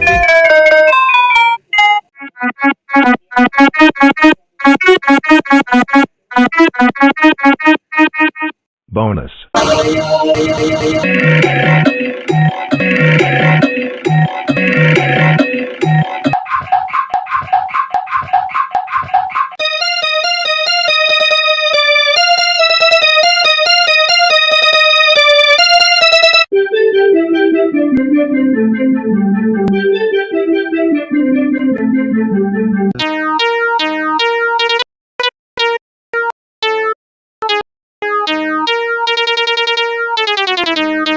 Bonus.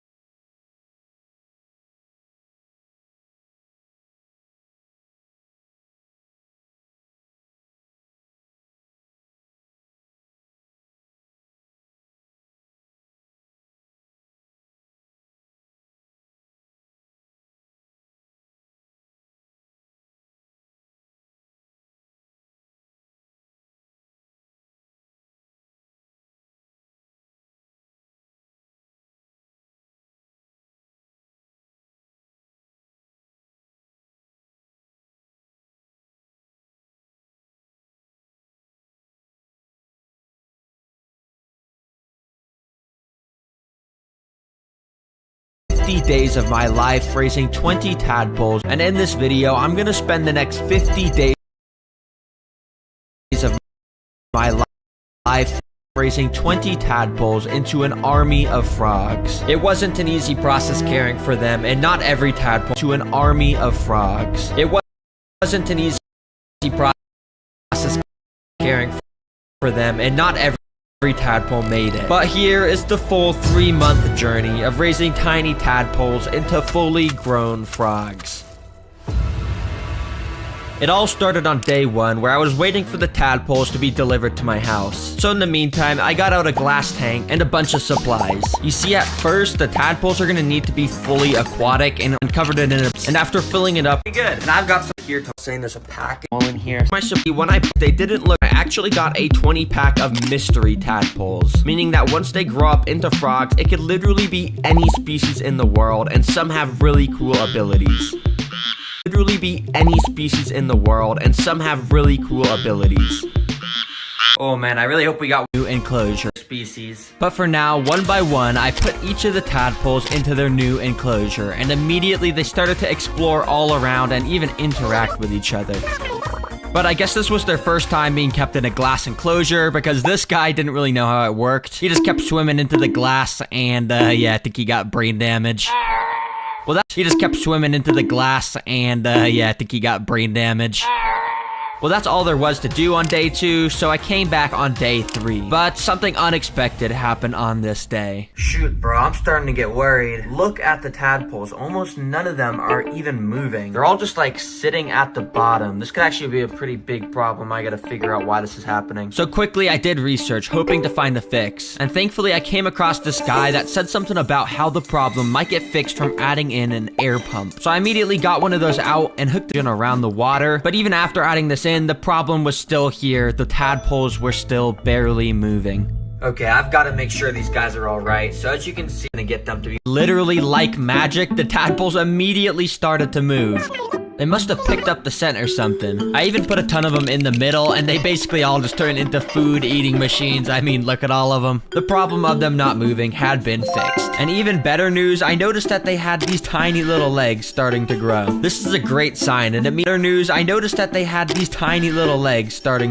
This is a great sign, and it means as they grow bigger, arms will start to develop under the skin, and soon we'll have a full frog that can eat insects. Anyways, that's all there was to day 3, and unfortunately on day 4, I came back to yet another problem. Bruh, what the heck happened? Why does the water look like sewage water? This obviously wasn't a good sign, so to fix the issue, I got out this filter. To, you know, filter the battles were all water. Thankfully, after setting it up, it cleared the water super fast and the tadpoles were all fine. So I continued to feed them their tadpole pellets, but that was until day 8. On this day, pretty much every tadpole looked super healthy, but that was until day 8. On this day, pretty much every tadpole looked super healthy and they were growing at a good rate, but to my surprise, over across the tank on top of a rock, I saw that one of the 20 tadpoles had died. Dang, bro, I'm not even sure how this guy 20 tadpoles had died. Across the tank on top of a rock, I saw that one of the 20 tadpoles had died. On top of a rock, I saw that one of the 20 tadpoles had died. Dang, bro, I'm not even sure how this guy died, and I'm really hoping the other tadpole... Dang, top of a rock, I saw that one of the 20 tadpoles had died. On top of a rock, I saw that one of the 20 tadpoles had died. Dang, bro, I'm not even sure how this guy... 4 of every 5 tadpoles actually don't live long enough to become frogs. So while it sucks that this guy... Every 5 tadpoles actually don't live long enough to become frogs. Hey, I wanted to... It sucks that this guy... Every 5 tadpoles actually don't live long enough to become frogs. So while it sucks that... Of every... And I'm really hoping the other tadpoles are gonna be fine too. Now in the wild, 4 of every 5 tadpoles actually don't live long enough to become frogs. So while it sucks that this guy died, it's kinda to be expected. Anyways, on the next day, I wanted to prevent any further tadpoles actually don't live long enough to become frogs. So while it sucks, 4 of every 5 tadpoles... Really hoping the other tadpoles are gonna be fine too. I'm not even sure how this... One of the 20 tadpoles had died. Dang, bro, I'm not even sure how this guy died. 20 tadpoles had died. Across the tank on top of a rock, I saw that one of the 20 tadpoles had died. The tank on top of a rock, I saw that one of the 20 tadpoles had died. Dang, bro, I'm not even sure how this guy died, and I'm really hoping the other tadpoles are gonna be fine too. Now, in the wild, 4 of this guy died. It's kinda to be expected. Anyways, on the next day, we're getting pretty big now to prevent any further tadpoles from dying, and considering some of the tadpole legs were getting pretty big now, they should be ready for a whole new type of food to make them evolve even faster. So let's go cook it up for them on the Terra Green cooking show. Burgers. Arms as the patty. Get up. Hopefully you can hear any little burgers and feed the burgers. And after soon enough, the lettuce also separated and all the food spread all around the tank. As you can see, it didn't take long until the tadpoles started to notice. They would literally just be...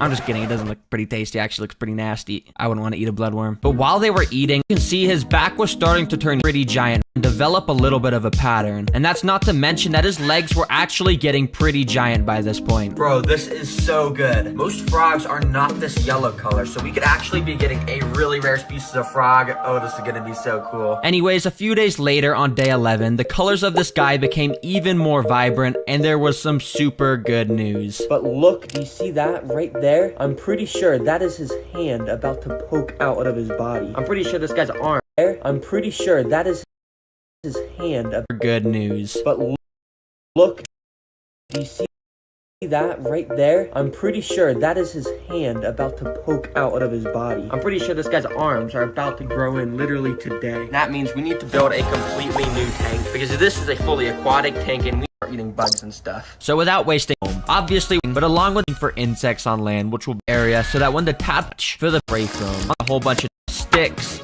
All right, check it out here. Once it's all right. I mean, it's gonna wait until. Oh, and by day 15. Anyways, it took a few days until that frog had his arms actually pop out, and by day 15, even his tail. A few days. Once his arms pop out, so let's just wait until that happens. Anyways, it took a few days until that frog had his arms actually pop out, and by day 15, even his tail was starting to absorb into his body. Dang, this guy's basically a frog at this point, and that means he can survive out of the water. So I picked him up onto my hand and I moved him into his new home. Immediately after putting him in, he actually just stayed in the water portion of it for a few hours. You see, at this point, they have very small on land and a little underwater, but of course they also have lungs now so they could breathe on land. And a little while later, I saw him sitting on the beach portion of the enclosure with half of his body poking out of the water. He was about to take his very first steps onto land, and once these frogs actually do go on land, I'll be able to figure out what species they are and feed them insects, which is going to be really cool to watch. But first, I want to let you guys know we've made a special limited edition merch collection just for this video. We've got a hoodie, stickers, and even a poster, and all this stuff is selling out pretty quickly. So if any of this merch stuff, a bunch of the different pets for my channel, and yeah, just check out the website. There's tons of more stuff there. I'll let you know more at the end of the video. But anyways, let's just go back to the frog walking on land. The little froglet slowly peeked his head after seeing it was safe on land for the This is its first steps on land. It's actually very cool to watch because I've been raising these guys for like more than 2 weeks. And it's nice little to do something that I burying himself under the dirt. Obviously, this guy's that cool. In this, I want insect to walk above them while they're in the dirt. And when that does happen, it jumps out and eats it. It's very cool, and I'm about to show this guy doing it. But first, so that they would be able to walk, I scooped the biggest tadpoles out the old tank and put them into the new one so that they would be able to walk once their arms popped out. I wanted to wait till there's a couple more frogs, so I came back 2 weeks later on day 28, and now there was a total of 3 froglets. The original one, another yellow one, and for some reason, even an orange one. Pac-Man frogs can be all sorts of colors, so maybe we'll even get some other types. But anyways, later that day, I noticed the 2 yellow frogs were chilling in the dirt with each other. Alright, I really want to see these guys jump out of the dirt for some food, so that's why I've got these crickets right here. Hey, let's just drop some in, hopefully something happens. So I let the crickets loose, but while they constantly walked near and sometimes even on top of the frogs didn't really react to them at all. So instead, I tried to get out some smaller crickets, and oh boy, this is where it got fun. Right after putting them in, this lone cricket went up to the pair of frogs, and the one on the right tried to eat it, but he missed. So the cricket tried to run away, but then the left frog tried to eat it, and he missed even more miserably. Yeah, they're pretty bad hunters. But this cricket was just so stupid that he looped back around to the right frog, and this time he was out of luck, because just like that, he was now getting swallowed by the Pac-Man frog. Now, I thought that was was gonna be all that. Like that, he was now getting swallowed by the pack. One of the original big crickets walked by them. I thought there was no way one of them would try to eat it, but as it slowly got closer and closer and finally tripped on the dirt, the Pac-Man frog just opened his mouth and the cricket fell straight in. Tripped on the dirt, the Pac-Man frog just opened his mouth and the cricket fell straight into it. This dude just ate a cricket the size of his own body, and it seemed like the frog on the left was pretty jealous. Yeah, he just kept like licking the frog on the right. I don't really know why he did that. At this point, the main goal is to get all the tadpoles transformed and get an army of Pac-Man frogs. So I continued to care for them and feed them and all of that stuff. But that was until day 40, when there was a huge problem. By now, there was a total of 6 froglets roaming around the enclosure, but one of the froglets was sitting under a rock with a tail and legs sticking out of his mouth. Even though I was feeding them more than enough food, it had eaten one of the tadpoles. Now, Pac-Man frogs will basically eat anything, including other frogs, but I figured that since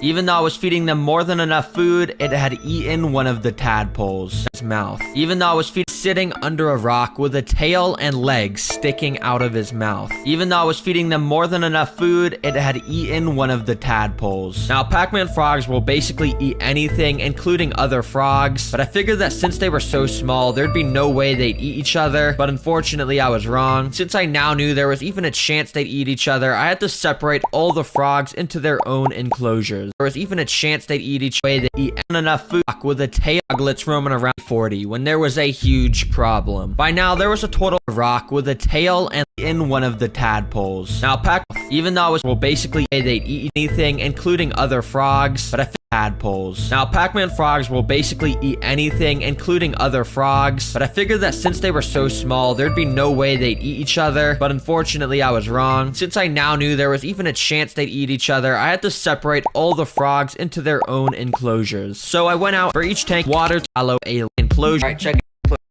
They're new in at this point. Some of the froglets have shallow dropped a few just because I moved them all, and every single one of the remaining tadpoles had transformed into frogs, and I moved them all. And what do I do with all these frogs now? They get extra. I can't.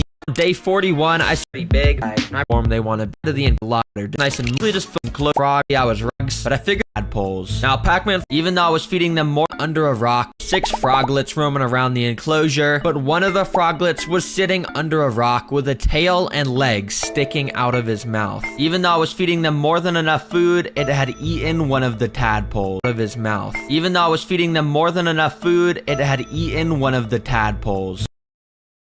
Now, Pac-Man frogs was feeding them more than enough food, it had eaten one of the tadpoles. Now, even though I was feeding them more than enough food, it had eaten one of the tadpoles. Now, Pac-Man frogs will basically eat anything, including other frogs, but I figured that since they were so Pac-Man frogs will basically eat anything, including other frogs, of the tadpoles. Now, Pac-Man frogs will basically eat anything, including other frogs, but I figured that since they were so small, there'd be no way they'd eat each other, but unfortunately I was wrong. Since I now knew they were so small, there'd be no way they'd eat each other, including other frogs, but I figured that since they were so small, there'd be no way they'd eat each other, but unfortunately I was wrong. Since I now knew there was even a chance they'd no way they'd eat anything, including other frogs, but I figured that since they were so small, there'd be no way they'd eat each other, but unfortunately I was wrong. Since I now knew there was even a chance they'd eat each other, I had to separate all the frogs into their own enclosure. There was even a chance they'd eat each other, I had to separate all the frogs into and some bunches of coconut could hide us, and now for each got each other, I had to separate all the frogs into their own enclosure. Now knew there was even a chance they'd eat each other, I had to separate, but unfortunately I was wrong. Since I now knew there was even a chance they'd eat each other, I had to include it had eaten one of the tadpoles his mouth. Even though I was feeding them more than enough food, it had eaten one of the tadpoles. Now, Pac-Man frogs will basically eat anything, including other frogs, but I figured that since they were so small, there'd be no way they'd eat each other, but unfortunately I was wrong. This is a video game, and that is my pet frog, who is a professional gamer, but he wasn't exactly born this way. Over the past year, he went through the transformation of a lifetime. My goal? Simple. Teach him to play video games. Yet his journey was anything but simple. He would have to face predators, hunt prey, find love, and of course, learn how to play video games. Well, we have to go back to day 1, where... You would not believe what I just bought. Look at this little man. I would never let anything happen to you.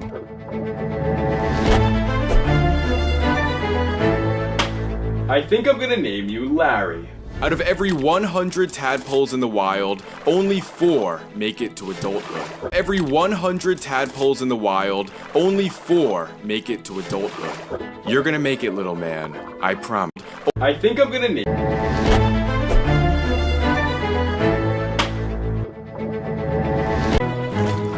I have to go back to day... This little man. Name you Larry.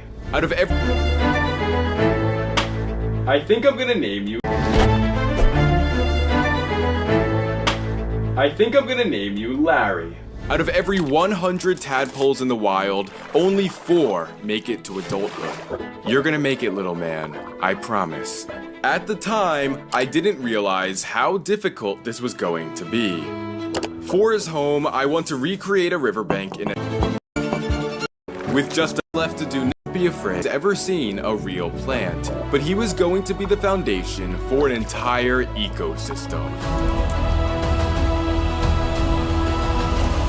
For now though, he's all on his own, so I tried introducing him to my friends. Hey Larry. Hi, Larry. Hi. What's up, Larry? Hi. Hi, Larry. Yo, Larry. Turns out he's not a people person. Dude, you've got to get him a girlfriend. Not happening. The aquarium store is 2 hours away. I would like you all to meet Larry's new girlfriend, Cheryl. And after adding her in, they seem to form an immediate bond. I'm going to leave these two to settle overnight. On day 2, the feeding frenzy was about to begin. Who's hungry? They must be fed 5 times a day or they may never turn into frogs. And of course, I didn't forget 5 times a day or they may never turn into frogs. They must be fed 5 times a day or they may never turn into frogs. And of course, I didn't forget to feed the resident chameleon. In between their meals, they would swim to the surface for air. And that is where I saw his first pair of legs. Look how tiny they are. You'll be playing video games in no time. By day 12, everything may look great, but if we take a closer look, the tadpoles are in danger. They are creating so much waste that it is starting an algae bloom. If I don't do something soon, the algae will take over. And that is where these guys come in. Mystery snails and ghost shrimp, who will keep the algae at guys come in. Mystery snails and ghost shrimp, who will keep the algae at bay. Go on, swim, welcome, welcome. They immediately began cleaning the glass and eating debris. I figure I should offer them a housewarming gift, a cucumber, which I gently lowered into the aquarium. They all gathered around to feed, and even the tadpoles joined in. But wait, do you see that? Here's a side view. Those are his front feet under his skin. Here's a side view. Those are his front feet under his skin. He's even waving hello. Side view. Those are his front feet under his skin. He's even waving hello. There are his front feet under his skin. He's even waving hello. Those are his front feet under his... Do you see that? Here's a side view. Those are his front feet under his skin. He's even waving hello. Their feet will pop out any day now, and pretty soon, they'll have to adjust to life on land. Which is why I'm building them a vivid time for Larry. He just popped out his 3rd leg, and is beginning to look like a frog. He just popped out his 3rd leg and is beginning to look like a frog. Knowing this, I decided to remove the steak, but I don't want it to go to waste. I placed it in the jungle as a sort of experiment. Over the next 10, the jungle was now teeming with many forms of life. But could they live together? Only time will tell. On day 25, their lives were about to change forever. They took their very first steps onto land. Larry had climbed to the top, and Cheryl wasn't too far behind. She carefully climbed up the log, and pretty soon they were reunited as one. They may still have a tail, but only a week later, it was completely gone. It was may still have a tail, but only a week later, it was completely gone. It was finally a tail, but only a week later, it was completely gone. It was finally time to teach them how to hunt. All of these flies are doomed to die. Or so I thought. They have absolutely no idea what they're doing. Come on, little man.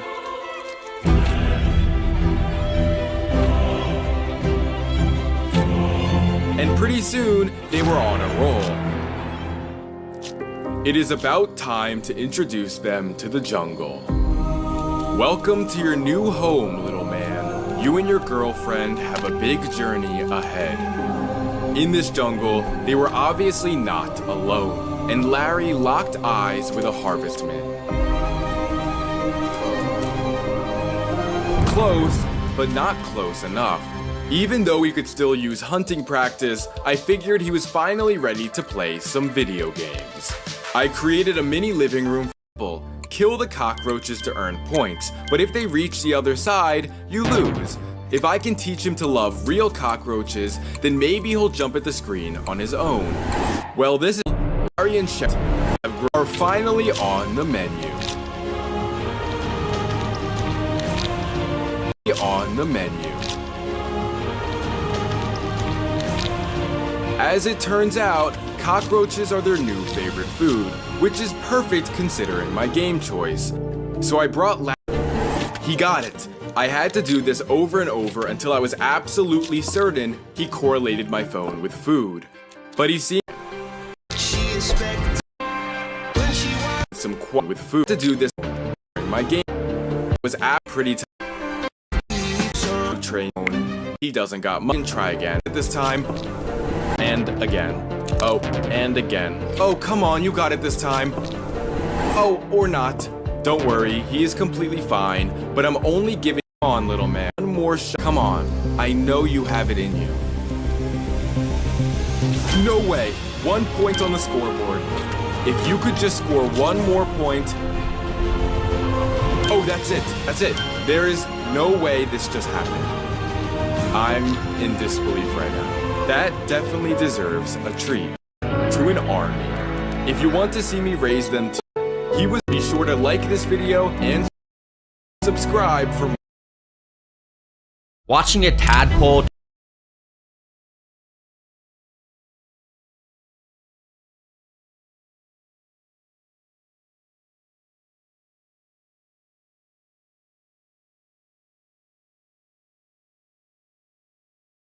Today, I found a listing of someone selling a pet axolotl's home. When I clicked on it, I saw an absolute disgrace of an enclosure. I mean, the water was brown, there was random trash, and somehow there was a live axolotl inside. Apparently, the seller's uncle gave it to him and he needed someone to take care of it for him. But $5. Dang, that's extremely cheap. Let me go save this axolotl. So I drove out to the seller and bought the tank with the axolotl for $5. Okay, I just got this in my car and we gotta take this home to see if the axolotl inside is gonna be able to survive. And I really hope it's okay, because if it is, I'm gonna completely revamp this home into a dream home paradise so we can give this axolotl his best life. Quickly, I went home and set up a filter in the water so I would be able to see inside. But after letting it run for 30 minutes, the water literally did not clear up at all. Okay, I have no time to waste, so I'm just gonna try and dig around and scoop it out with this net, even though I can't see anything. So I started to take each decoration out one by one, and it didn't take long until I saw this little thing at the bottom of the net. I had found the axolotl, and thankfully it was still in good health. So I quickly moved it out into a temporary tank and was super surprised by what I saw. Guys, this is not a normal axolotl. This is actually a super rare axolotl. It has the golden trait, and it also looks like it's albino and a baby. To put in perspective how rare this is, this whole tank was like $5, as you know. I could probably was even and more. Yeah, this video is insane. Anyways, to start the enclosure water. Okay, I don't even process. Step number 1 was to empty out that disgusting sewage water. Okay, I don't even know where to begin with how bad this tank is. Pretty much every decoration's a fake plastic. It's just, then I emptied out all, what the heck is this, bro? Why did the seller's uncle just tape a picture of bamboo on the wall? It doesn't fit, and it doesn't even make sense. Like, axolotls don't live with bamboo. Yeah, that is so dumb. Let's rip this trash off of it. Base. To build that, we start by just for the ton of sand in here and piling it up in a mound in the middle of the tank because I have a cool idea for this. You see, axolotls live at the bottom of lakes in the wild, so to build that in here, I stuck some wooden branches in the sand and surrounded them in a ton of river rocks. Which, if you're wondering the names of them, this type is called a Hahaiji stone, and this one is called a Seiryu stone. Yeah, I don't know who names these, but I would just call them smooth stone and rough stone. Those are better names. Anyways, I also want to cover these mounds in tons of aquatic plants, which if you've seen my channel before, you know these are extremely expensive. I mean, look at all of these. This totals to $125.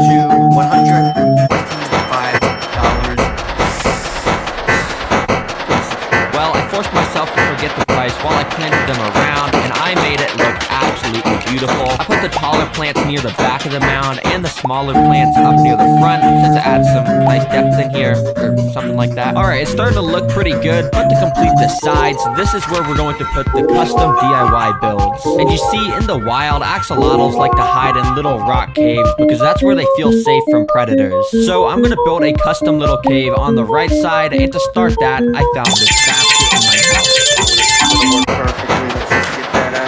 With this, I started by getting out a heavy-duty saw and cutting a hole in it that would serve as the entrance to the cave, and then I quickly sanded down the rough edges and used my hot glue gun to start gluing these little thin gray rocks all around it to obviously give it that cave look. And after I was done gluing all those on, it actually looked pretty solid. But as you can see, some of the hot glue I used to connect it was still exposed, so I quickly covered that in some pebbles. Once I was done, I put the enclosure in, and it didn't really fit. So I took it out and rearranged some of the rocks and put it back in, and boom, perfect fit. There we go. I think that cave looks pretty good in the grand scheme of things, and yeah, it is a pretty small entrance to get inside, but obviously the rare axolotl is still a baby, so it should be able to fit in there just fine. Anyways, I finished it off by putting some plants right out in front and a couple big rocks on top to make it look more cavey. There we go. Everything's starting to come together well, but now it's time to design the left side. And if you guys remember, that first version of the tank had this big ugly like bamboo wallpaper along the back, but anyways, this did actually get me kind of inspired, and for the left side, I want to make it just like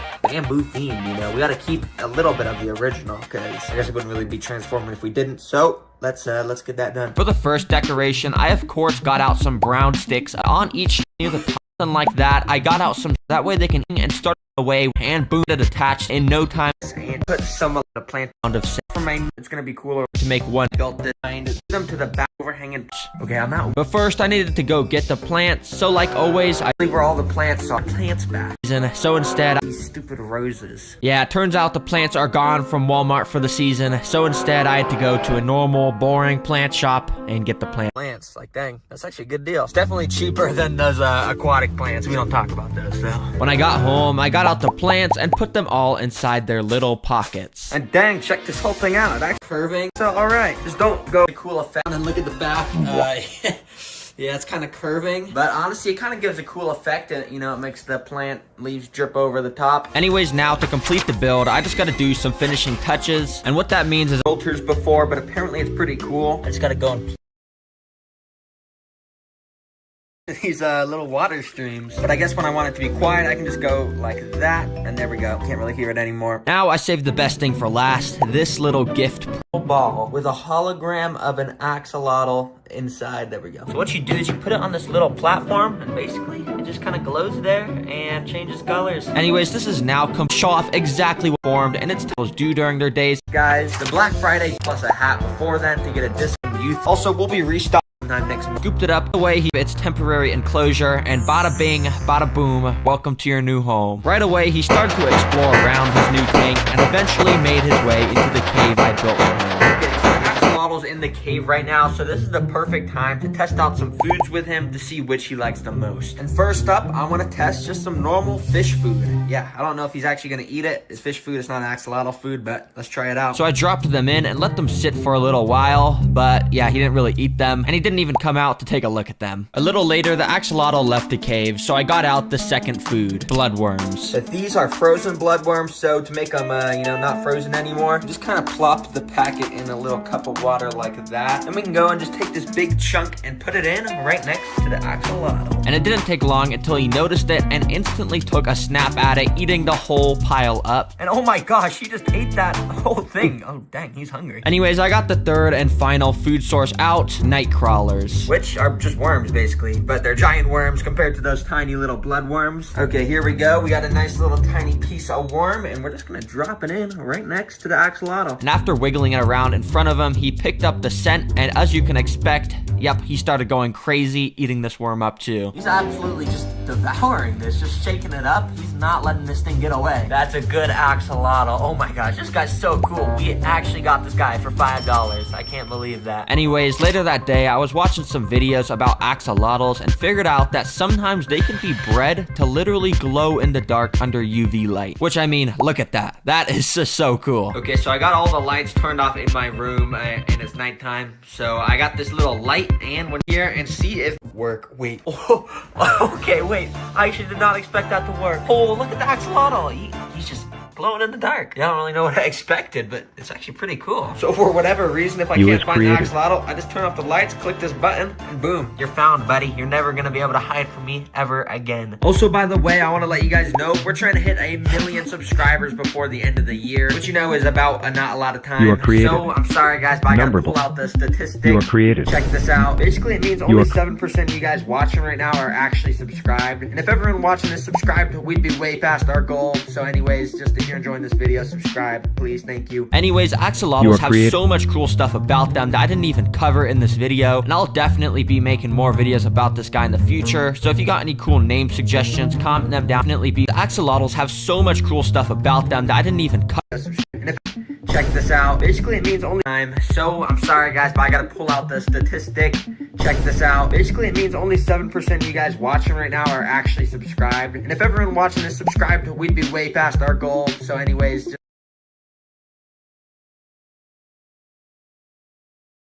Y saber qué es el CBB de tu tarjeta quieres, ver este capítulo debes. Cloud, yes, Vas a stop. poder ayudarnos cuando abramos. You are created. Pero solamente medio tiempo, porque también tengo que ayudar a mi mamá. ¿Y a tu mamá en serio no le molesta?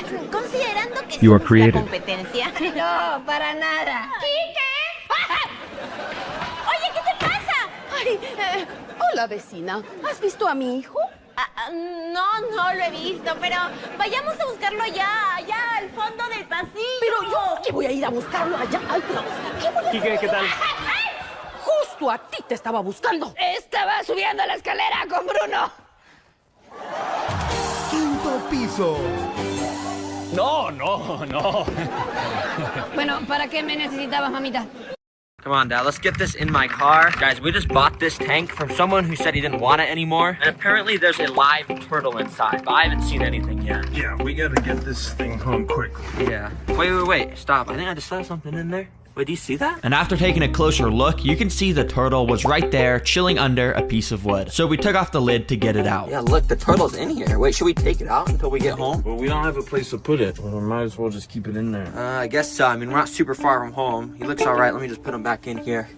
There you go, buddy. I'll just cover you back up. After we got it home, I searched around for a second until I found the turtle again, which looked like it was still in good health. So I took it out to get a closer look. What species is this? I don't think I've ever seen this. It has like orange on it. Hold on, I guess let me just put this into my temporary tank. I have an idea of how to figure out what species this is. So I opened up an AI app on my phone to take a picture of the turtle and ask what species it thought it was. And it came back as a Central American wood turtle, and even gave me some facts about it. But at the very bottom, it said that it had the special ability to stomp on the ground to make worms rise to the surface. Wait, that is actually so cool. I'm gonna 100% test that later in this video. And look, it says it wants 50% water, 50% land for its setup, so I guess that's what I'm gonna be turning this thing into. Now, of course, I had to drain the dirty water out of it and take out all the trash decorations and sand from the previous owner. Alright, this is much better. And now to start, I'm gonna put in this big rock background. You see, the previous owner did give me these for free, saying they would fit perfectly, and he was right, because as you can see, I was able to wrap them around all sides of the enclosure, and they fit perfectly, so I spray foamed them all into place. And now, continuing with the rock theme, I'm gonna take some of these rocks and lay them down across the entire enclosure, which will basically separate the land and water areas in here. Since the water is going to be on the side closest to the front, we want to get some spray foam and block up all the little holes and gaps along the rocks. And before it's able to dry, I covered it in some smaller rocks and pebbles to hide the exposed foam. And since this tank is integrating water with land, the best way to symbolize that is to build a working waterfall, which I think I'm gonna do right here. Yep, you heard that right. So I started stacking rocks along this corner here because this is going to be the hill where the waterfall will flow from. Now you might expect to make the waterfall work, it'll be complex, but all you need in reality is this little water pump thing. Basically, you just put that pump in the back corner and surround the extra space around it with some filter floss, which will make the waterfall also turn into a filter to keep the water clean. Then I lined some tubing from the pump up along the side of the hill, that way it was barely poking out the top of the rocks. Now you see, I actually did try to do a waterfall in a video about a year ago, and let's just say it didn't go so well at first. Hopefully that doesn't happen here. I really hope I set up the pump in here correctly, so let's fill it up with water and test the waterfall. So I did that, plugged in the pump, and waited for it to start. Why is nothing happening? It should be going. Is it broken? Wait for a second.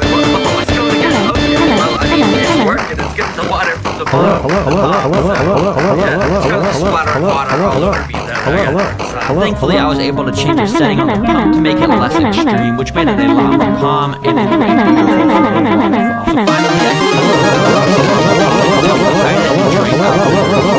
Thankfully, I got the waterfall working, so now it's time to finish up the floor and decoration.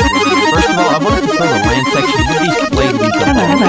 The two sections are mostly separated by rocks, but just in case a little water leaks through, this leaka should absorb it, keeping the land nice and dry. Next, I cut out some window screen, matching the exact dimensions of the land, and then put the dirt substrate on top of it. But this land area is looking pretty boring, so let's get the basics like some small rocks and wood inside. Then let's put in some of this fern moss to add some color. And this is a live moss I've never used before, and apparently when you spray it, it actually just starts growing really fast. So in just a matter of a couple days, the entire enclosure should be taken over by the moss. It should look pretty cool. And finally, I put a ton of these branches on the wall to fill in the empty spots at the top of the enclosure. Alright, well the land area is now all complete, and my favorite part is this little area I made under the waterfall. As you can see, it's nice and cozy in there, and it's also able to set up campfire. And now it's time for the water area, which is a little simpler because we just got the water and sand basically. And after getting a ton of that in, I put some gravel up against the edge of the rock, so it faded that rock texture into the sand edge. And finally, we can't forget more rocks, baby. Yeah, pretty much this entire riverbed is just made up of sand and rocks. Pretty simple. Alright, the base of the tank is now complete, and after filling it with water, it looked even better, with of course the beautiful waterfall now flowing. But if you're an avid terra greener, you already know what the next step is. Let's get some plants, baby.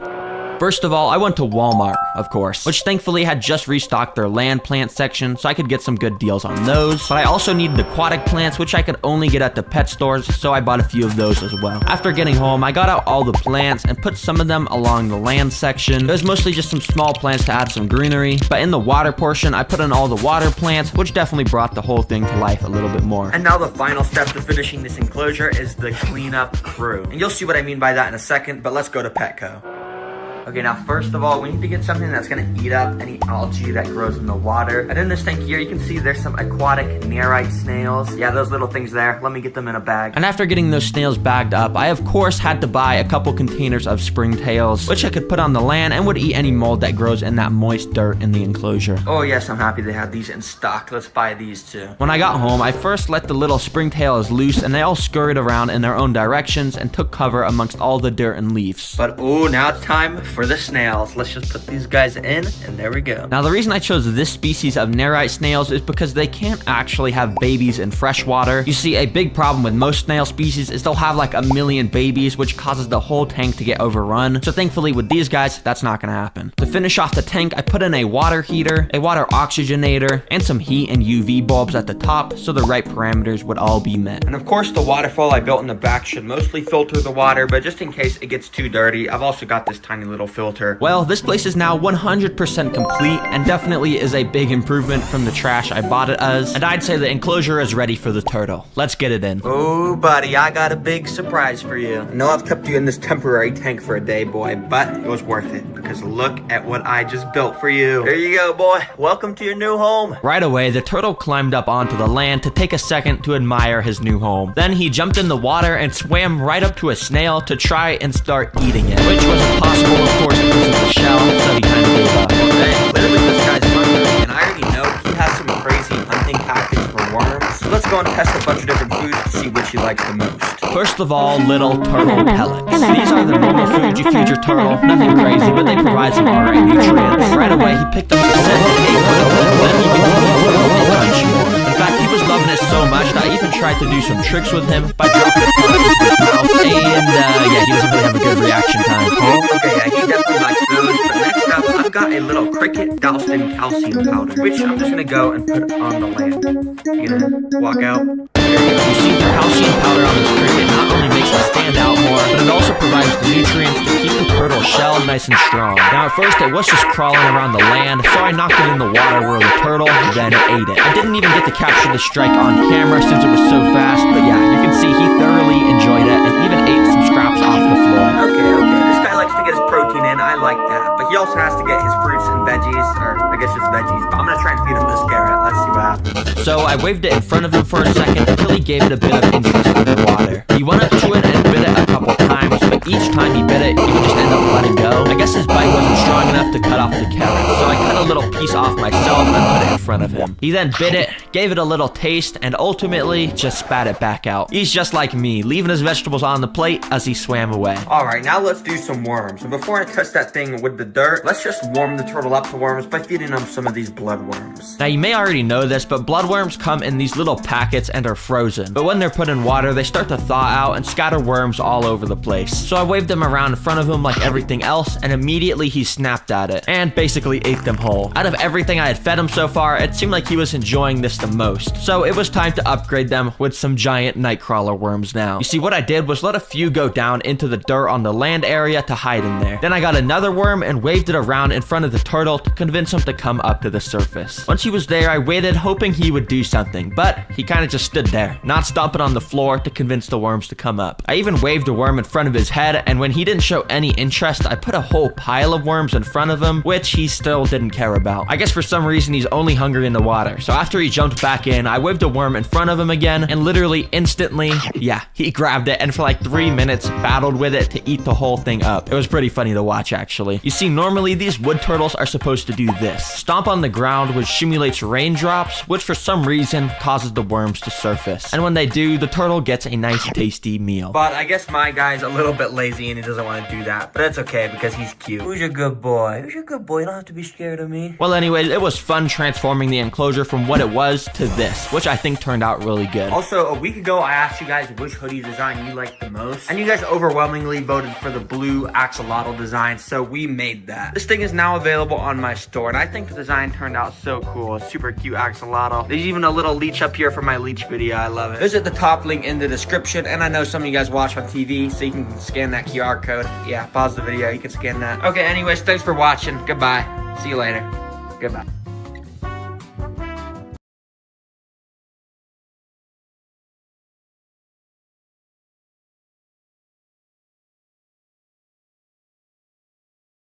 Today, I just got this. It's a queen ant, who in this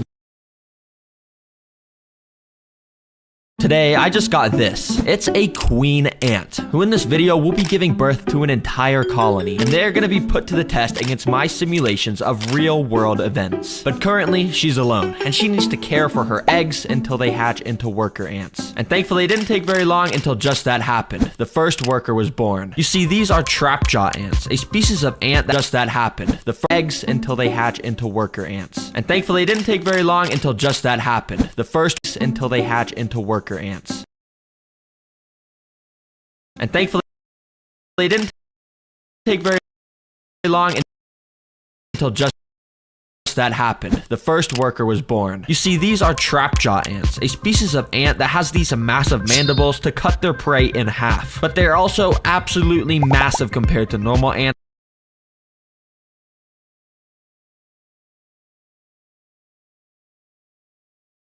Human. 2 kilometers. House.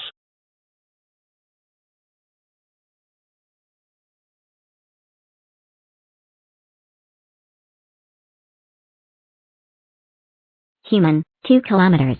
House. 11.11 kilometers. Building. 51 kilometers. Dino Titan. 202 kilometers. Earth. 1,000 kilometers. Nebula. 15,200.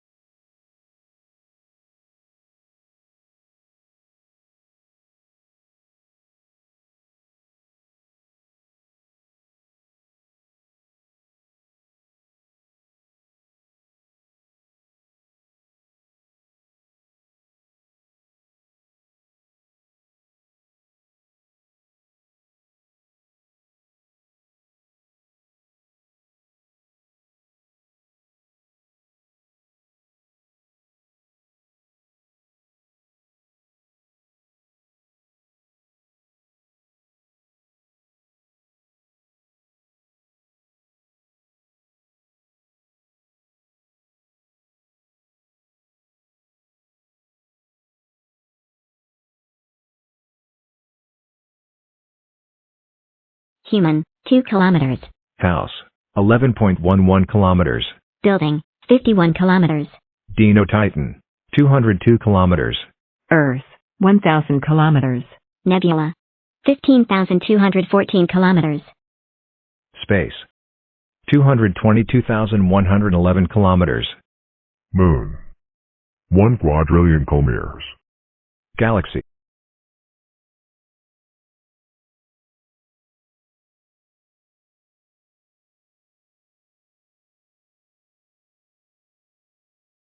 Galaxy.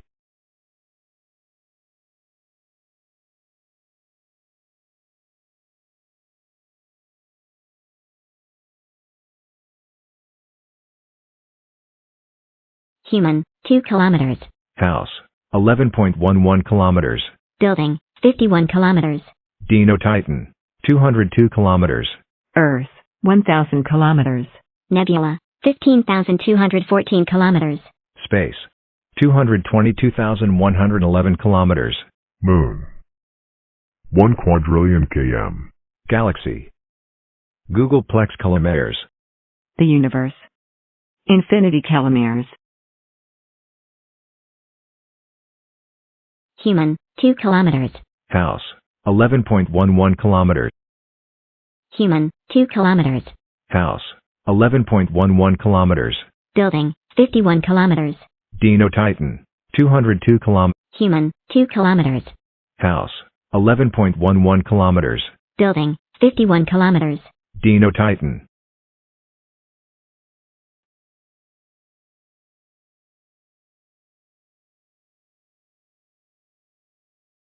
ants, and the workers are almost the same size as the queens. And in the world of ants, the workers have only one purpose: to serve the queen. Workers do almost everything for the queens, including cleaning her and even caring for the other eggs. But I want to make my colony grow extra fast, and you do that by feeding them food. And since it's so small with just 2 ants, let's just start with a single drop of honey. Hopefully they like it. So I slid the drop of honey into the tube for the ants to eat, and almost instantly the worker went up to investigate this unknown object. She smelled around it for a second, but then went back to the queen to report the findings. The worker is able to communicate with the queen by rubbing its antenna against hers. When they do this, it releases some pheromone signaling that it found some honey. And after the queen gave the go-ahead, the worker traveled back to the honey. But instead of eating it, the worker actually knocked the little plate over, and then the honey soaked into the sand over the next 10 minutes. Yeah, she didn't even try to eat it actually. You see, it turns out the ant did this for a reason. When a colony is this small, the queen will feed the workers by regurgitating its body tissue. When a colony is this small, the queen will feed the workers by regurgitating its body tissues into their mouth. Is this small, the queen will feed the workers by regurgitating its body tissues into their mouth. This means the colony already had enough food for now. I was gonna have to wait till more ants hatched until they wanted extra food. So that's exactly what I did. There were now 4 workers a part of the colony, and their roles were becoming a lot more apparent. 2 of them would always stay by the queen to make sure she was safe, while the other 2 would watch after the eggs and guard the entrance. Now this is a colony that should accept my food offerings. And this time I'm not just gonna feed them a puny drop of honey, it's time for some live prey, baby. Everyone say hello to flightless fruit flies. Quite literally the most depressing animal in the world. Not only are they absolutely minuscule, but it's a fly that can't fly. Like, bro, you had one job and you can't do it. Alright, it's a pretty simple process. So first of all, I got ants tube. Hopefully this goes behind him. Now, because this fly is so small, for the first few seconds, it actually went unnoticed, hiding amongst the top of the enclosure, but it didn't take long until the first worker noticed. The ant opened up its jaws and snapped at the fly, but it missed. Quickly, the other workers started to notice, and soon enough, every ant had their eyes on the fly. And thankfully, about a minute later, one of the workers lined up a shot,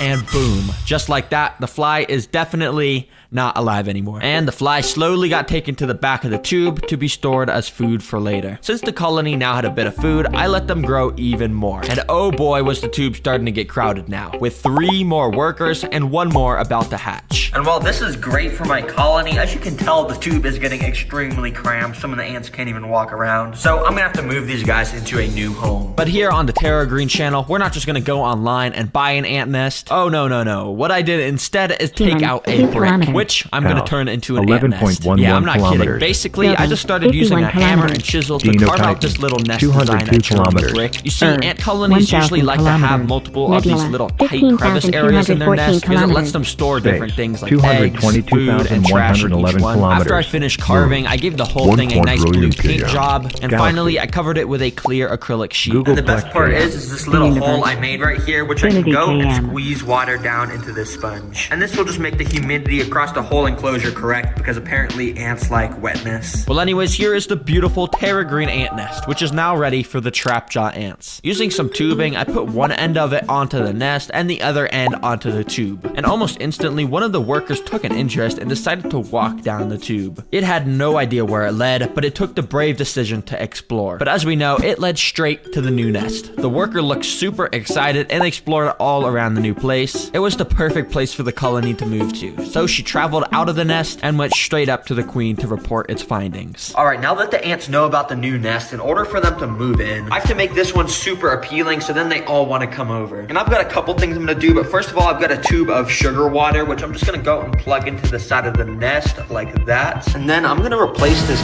clear acrylic sheet for now with this little red acrylic sheet. You see, ants like their nest to be very dark inside, so I'm using this red acrylic because it blocks out pretty much all the light, but still lets me see inside a bit. Finally, I just put my bright studio light at the tube so they'd be more inclined to move. And it didn't take very long until a few different workers all went in to explore the new nest. Eventually, every ant knew about the new home. And while some grabbed the remaining eggs to move, others, like this worker, escorted the queen through the tube to the new nest. I decided to keep the red acrylic screen on while they're adjusting, and as you can see, they were definitely very active inside, so I left them alone another whole 10 days. And when I came back, not only did another worker or 2 hatch, the whole colony was now functioning even more smoothly, and it seemed like every ant was always busy doing something. They even found this tight little crevice to keep the queen and all the eggs inside of. And this is where it gets fun, because now that the ants have their own little nest, I can build them a bunch of different outworlds of different environments that they can go and look for food inside of. And as you can see, I've got the first little outworld right here. Let me build it. For this first outworld, I want to keep it simple by just laying down some orange sand across the whole enclosure. Then I put in some rocks and a little cactus, which was kind of hard to get planted in the sand. And even though I was wearing these gloves, it kept poking me, and yeah, it kind of hurts. Anyways, finally, the most important part is this stuff called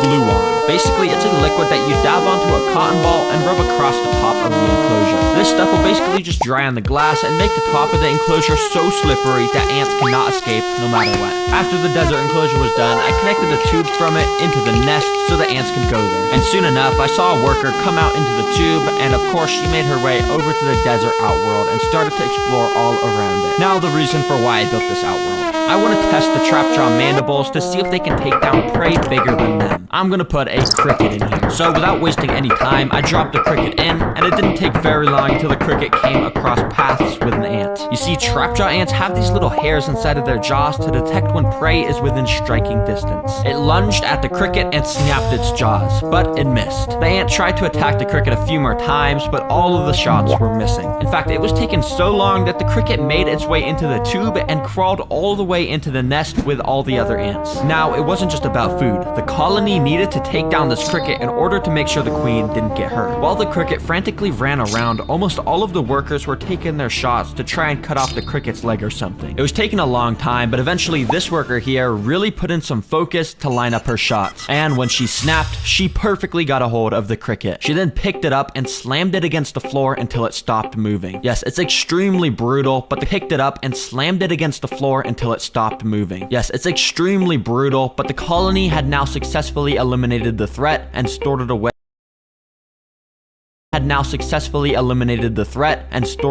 As food for later. Anyways, over the next few days, I continued to monitor the colony to ensure their eggs were all growing fine, and even fed them a bit more flightless fruit flies until finally it was day 97. The colony now had 12 workers, and of course the queen. But I did actually notice over on the colony now had 12 workers, and of course the queen. But I did actually notice over in the corner of the nest, one of the ants had curled up and had died. It's likely that this dead ant here was one of the founding workers, because sometimes those first ants only have the lifespan of a month or two. Anyways, despite the dead ant, the colony was actually still thriving. And because of that, I think this colony is now ready for an entire new outworld to ants only have the likely that this dead ant here was one of the founding workers, because sometimes those first ants had died. It's like actually notice over in the corner of the nest, one of the ants had curled up and had died. It's likely that this dead ant here was one of the founding workers, because sometimes those first ants only have the lifespan of a month or two. Anyways, despite the dead ant, the colony was actually still thriving. And because of that, I think this colony is now ready for an entire new outworld to be built. Because as you can see, they kind of just turned the desert into like a trash dumping ground. So I got out the enclosure and started to build it. For this enclosure, I'm literally making the floor out of just this fake grass material that is nice and bright and green. And for the decorations, I'm keeping it very simple with just these two little pieces of bark. And finally, I just hooked up some tubing so the ants could access the new place. I didn't want to rush them though, so I gave the colony a few days to explore it on their own. All of the ants were fine on day 98 and day 99, but I came back on day 100 to just a single ant in the nest. I was really confused, but surely they were all just exploring the outworld or something. So I checked the desert and nothing was there. Then I checked the grassy outworld. Still not a single ant. But then I found the tiniest gap under the red acrylic, barely visible, but it was just big enough for every ant to be able to escape through it overnight. Except the one, and this wasn't just any ant inside of here, it was the queen. Queens don't just leave the nest unless other ants escort them. So she was here all alone on day 100, just like she was on day 1. This is seriously so crazy. I mean, I had such cool plans for day 100, but I can't find a single worker ant literally anywhere. I checked all around the table. I figured there was only one right thing to do. So I got a cotton ball, I scooped the queen up onto it, and put her into a new test tube. She had raised the start of a colony all by herself once, so she should be able to do it again. Let's reset the day counter and do this one more time.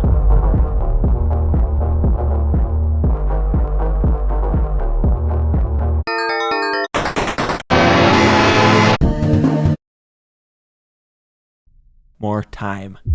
Be able to do it again. Let's reset the day counter and do this one more time. So she should be able to new test tube. She had raised the start of a colony all by herself.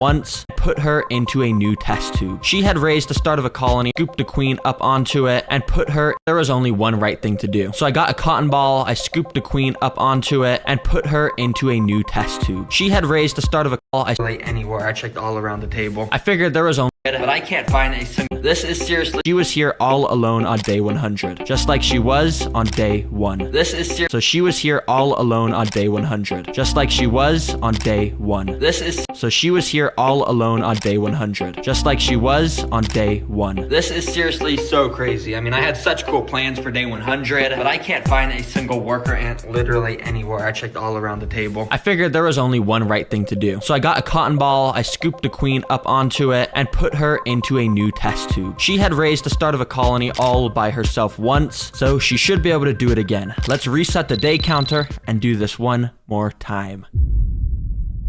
Let's reset the day counter and do this one more time. So she should be able to do it again. Let's reset the day counter and do this one more time.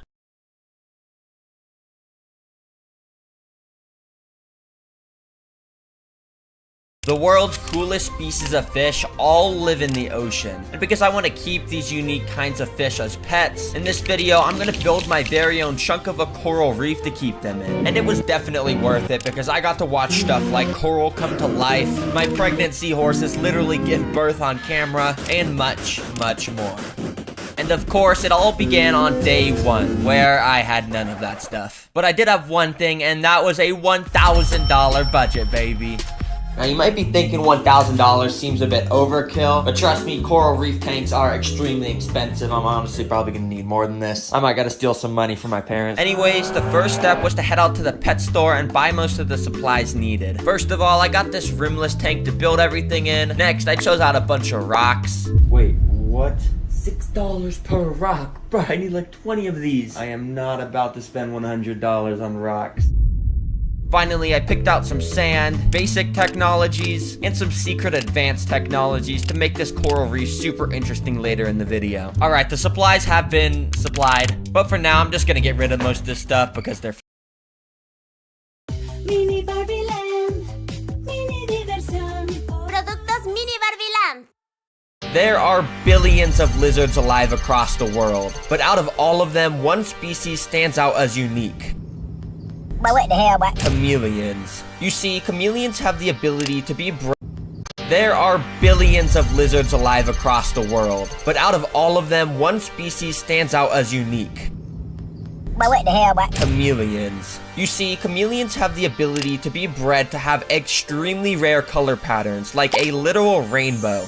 But I just came across the rarest color variation that I have never seen before. This beautiful red and blue chameleon that literally looks like a Nintendo Switch. Just to represent how rare this is, let's say there's a billion lizards on Earth, and about 1,000 of those are a chameleon with this exact color, or that would mean there is a 0.0000001% chance of this exists. And sure, it may cost $899, but this is going to easily be one of my coolest pets ever. And once I get it, I'll show off some special abilities of chameleons that many of you have probably never seen before. But it's gonna take a few days until it gets shipped out to my house. So in the meantime, I probably should build up an enclosure for the chameleon with everything it could possibly need to live an amazing life. And of course, to build that, I'm gonna need the giant 120-gallon terrarium and hundreds of dollars worth of supplies. But to start the build, the only thing we actually need is some dead leaves and bark. You see, to make the floor for a chameleon, you don't want to use normal materials like dirt. This is because chameleons have these special tongues that when they're shot out, they'll pick up stuff like dirt on the floor and eat it, which will make the chameleon sick. Yeah, I don't want that to happen. So even though this floor is super simple, it's actually perfect. But of course, the rare Nintendo Switch chameleon I'm getting is gonna need a lot more than this in this enclosure. Yeah, this is just definitely not enough. So for step number 2, I got a whole bunch of wooden branches. Now, as you can see, I installed these 2 metal bars going across the enclosure, which I'll start by covering in the branches I have. I made sure to make the branches reach all along the top of the enclosure, the bottom, the sides, and literally everywhere. And after they were secured in place with zip ties and foam, I covered up most of that ugly stuff with some moss and leaves, so it doesn't look like a 5-year-old made this anymore. I also got a bunch of these vine things, which are basically these long bendable rubber sticks that recreate the look of jungle vines, and they curve all around the enclosure. Okay, if I'm being honest, this does look a little bit cluttered and messy right now, but trust me, coming up in this video, I got some stuff planned that's gonna make this, you know, actually look good and be an actually good enclosure. And plus, all these branches and vines are actually very necessary to allow the chameleon to climb and swing around the entire enclosure. And don't worry guys, because I'll be getting plants to cover up these big ugly foam things in the corner. Speaking of plants, I should probably put some in here since that's the next step to finishing this amazing home. But I don't have any right now, so I'm gonna go to the plant store. Now, of course, I drove to Walmart, as always, to buy my plants. And the plant section was actually amazing this time. I mean, they had a way better selection than they usually do. Just look at all of them. Oh my gosh, are you guys seeing this? $15 for this giant plant. Okay, that is actually a super good deal. You're only gonna see deals like that at Walmart. That is why I come here, guys. So I picked out all the plants the rare chameleon could possibly want and brought them home. Alright, so obviously I've got plants now, but you'd be stupid if you think I'm just gonna put these straight into the enclosure. Oh no, no, no, no. I'm going to make these plants way, way better. And what I mean by that is I'm gonna make them look extra cool with some animal-safe red and blue paint. Yeah, I'm gonna paint these plant pots to be the same color as the chameleon I'm getting. I don't know why, I just think it'll look cool, okay? Yeah, I did this on every plant pot. It took forever. But after letting the paint dry for a few hours, I started to scatter the plants along the floor and sides of the enclosure. And in no time, I was done. And check this out. This looks, I mean, it looks alright. I mean, the plants and everything look fine, but... You're completely bald. Problem 2. Your pants are the same color as your shirt. Problem 3. You look like a dollar store potato head.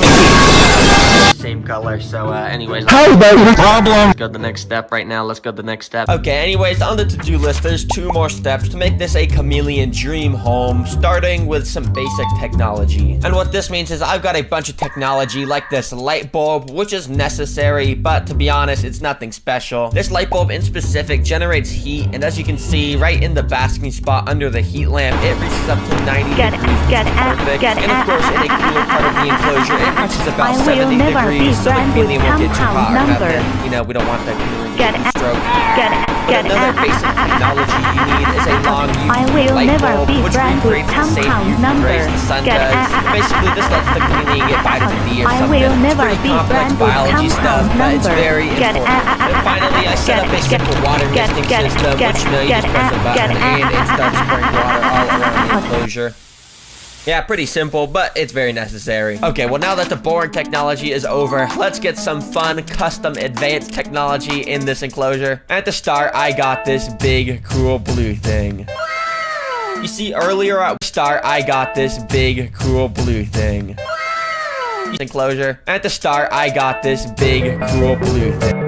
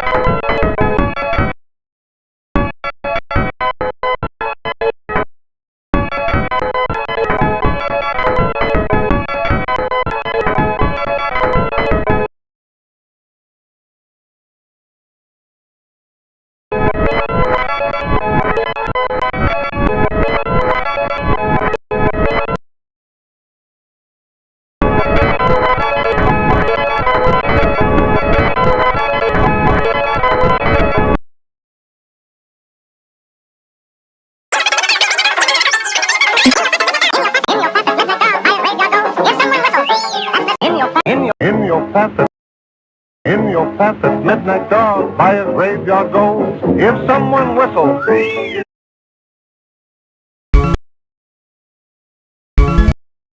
in your path at midnight dog, in your path at midnight dog, by a graveyard goes. If someone whistles,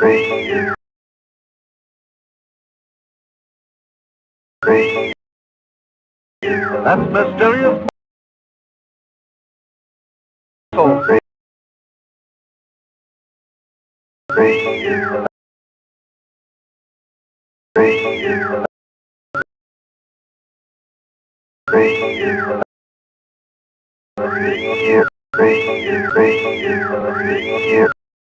In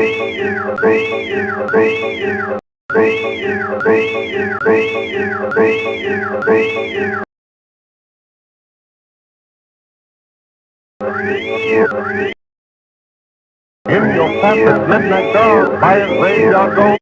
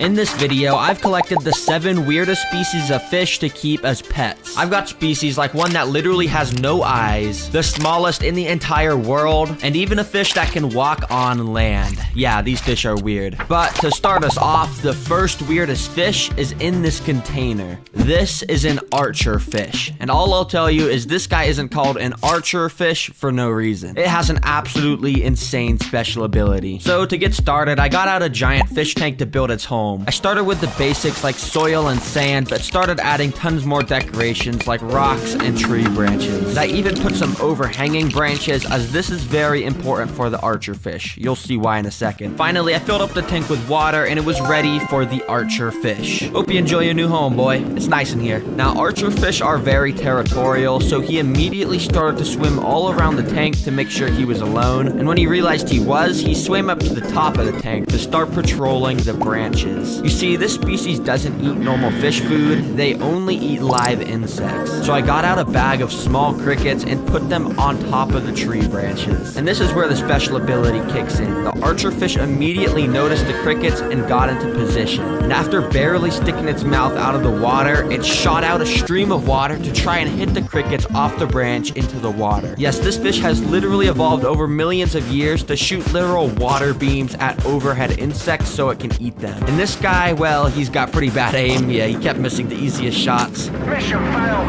We'll get him next time. But eventually, not either in the water. He eventually got video.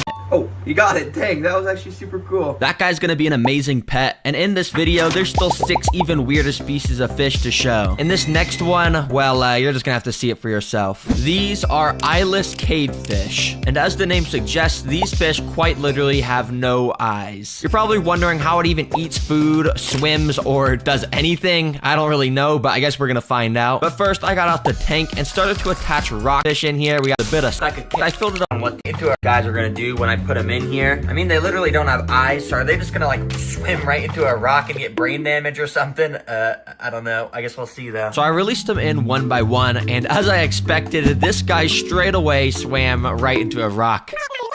Bruh. But apparently I don't know. I guess we'll see though. So I released them in one by one, and as I expected, this guy straight away swam right into a rock.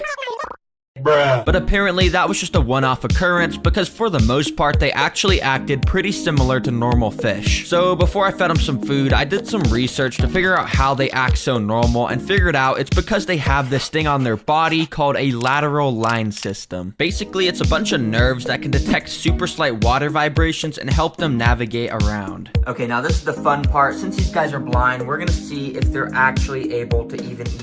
A bunch of nerves have this thing on their body called a lateral line system. Basically, it's a bunch of nerves that can detect super slight water vibrations and help them navigate around. Okay, now this is the fun part. Since these guys are blind, we're gonna see if they're actually able to even eat food. I got these pellets. So I sprinkled them in and they started to sink to the bottom. And almost immediately, the fish's insane scent of smell kicked in and one started to go crazy. And within seconds, the rest of them joined in, and as you can see, they were going insane, eating up all the food off the floor like a bunch of piranhas. Yeah, eyeless cavefish are super cool and super weird, but we still got way more fish that are even weirder, including one that can walk on land. But next up, I've actually got 2 different weird species I'm gonna pair together. In this container, I've got both glass catfish and upside down catfish, which, you know, are both catfish, so they fit pretty well together. Anyways, before I show you how weird these species are, we gotta first, of course, build another tank, and this one's pretty similar to the first. Sand, rocks, wood, stuff like that, you know. And I wanted to especially make this one look like a swamp, so I even made sure the water was a little murky, and then I was done.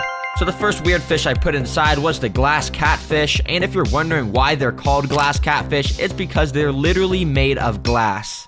I'm just kidding. They're actually made of fish, but they're called glass catfish because they're completely see-through, if you're wondering. If I put my finger behind the fish, you can literally see it through it. That's pretty weird, you gotta admit. Anyways, while these guys adjusted to the tank, I also added in the 2 upside-down catfish I had. Now, this will probably be a shock to some of you, but they're actually called upside-down catfish because they swim upside down a bunch. Yeah, it's pretty cool, actually. Now, the reason to why they do this is because their favorite food is algae. And when they're upside down, because their favorite food is algae. And when they're upside down, the upside downest learning, I could just something cool.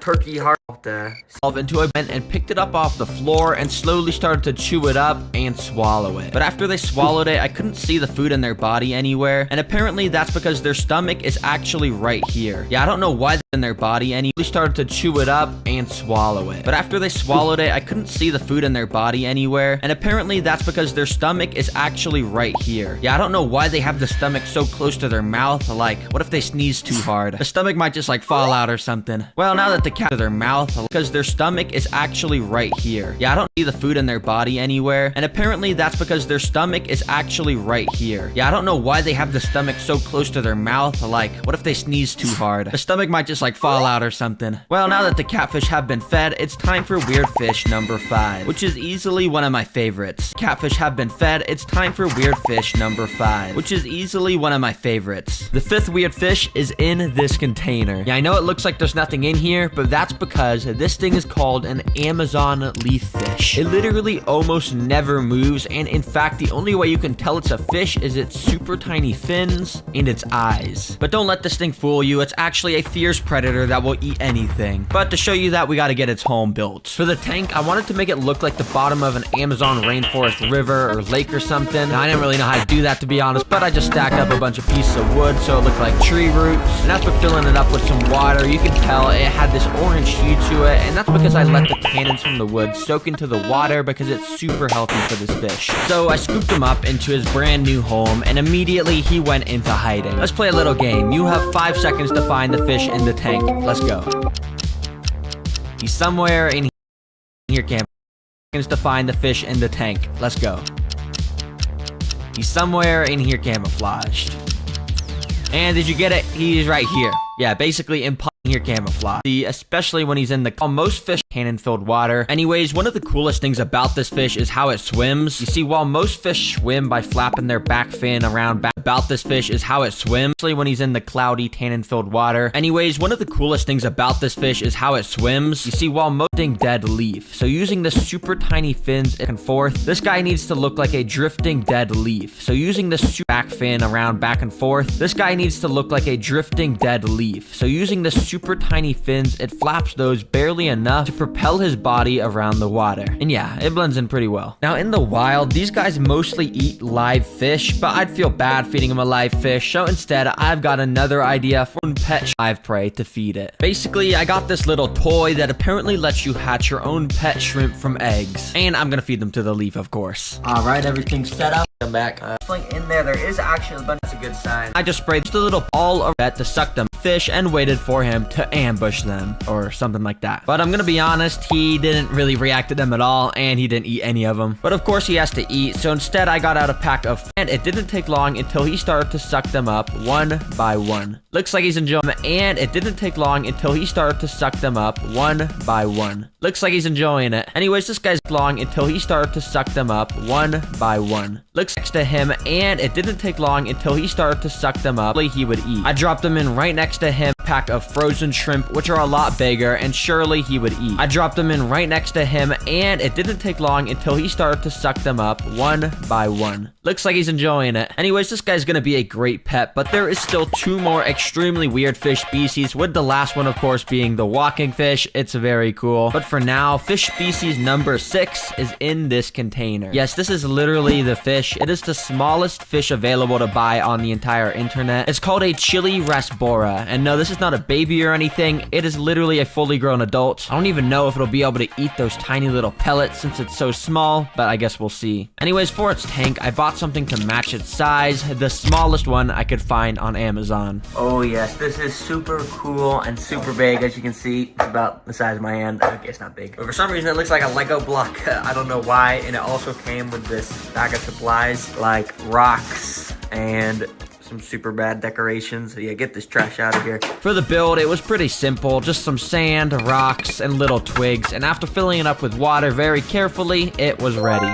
Alright, the little thing's ready, but I did just realize that we're actually kind of demoting him. We're giving him a smaller cage. But hey, I'm sure he won't mind. I mean, he's a small guy. Let's just scoop him up. And just be free, my friend. Welcome to your new home. Now, ignore how the water's a little cloudy in here. I can't exactly put a filter on the tank since it's way too small. But anyways, look at how much the chili rasbora is enjoying his tank. You know, swimming around and stuff. Yeah, he loves it. To feed him, I dropped in some of the pellets like I was saying earlier, and while he was swimming around looking like he wanted to eat them, he didn't actually eat any of them. And yeah, even if he did try to eat them, I don't even think they'd fit in his mouth. Like, to be honest, it's so small, I don't even know if this thing has a brain in its head. It might just be on, like, autopilot, going around in random directions 24/7. Bruh. But anyways, if you thought I was gonna keep this guy in here, you are wrong. That would actually be kind of mean, since they need a lot more room than this to swim around. So I scooped him up and actually added him in the tank with the catfish, since those aren't aggressive at all and it has the perfect conditions. And I even added in 5 more of the same chili rasbora species so they could school up and be friends with each other. Very cool. Anyways, that's it for the tiniest fish I could find, but now it's time for the fish we have all been waiting for. The walking fish, which I have inside of this container. But quickly before showing you that, I just want to thank you all for all the love on the merch. I've seen tons of comments of you guys saying you really like it, and because of that, it's selling out pretty fast. There's only a few of these items left, like the sticker packs, so if you think they're cool at all, make sure you go and check them out on the website. I'll remind you guys at the end of the video, but for now, let's go back to the walking fish. Now, the walking fish in this container is actually called a mudskipper, but this one in specific is named Franklin, and he appeared in my most popular video. But it's been 6 months, and he's changed a lot, so I want to show you the new and improved Franklin. But before I can do that, I want to build him a new home, since his old home that I built for him is pretty old at this point. So I got out an enclosure and started by putting lava rocks along the middle and using spray foam to seal them up. You see, for walking fish, you need a land area, but also a very shallow water area so they can stay wet and swim around. And first, I started with the water area by putting down some aqua soil, sand, and then some rocks and pebbles to make it look more natural. And I finished it off by sticking around some sticks. See what I did there? Sticking around the sticks?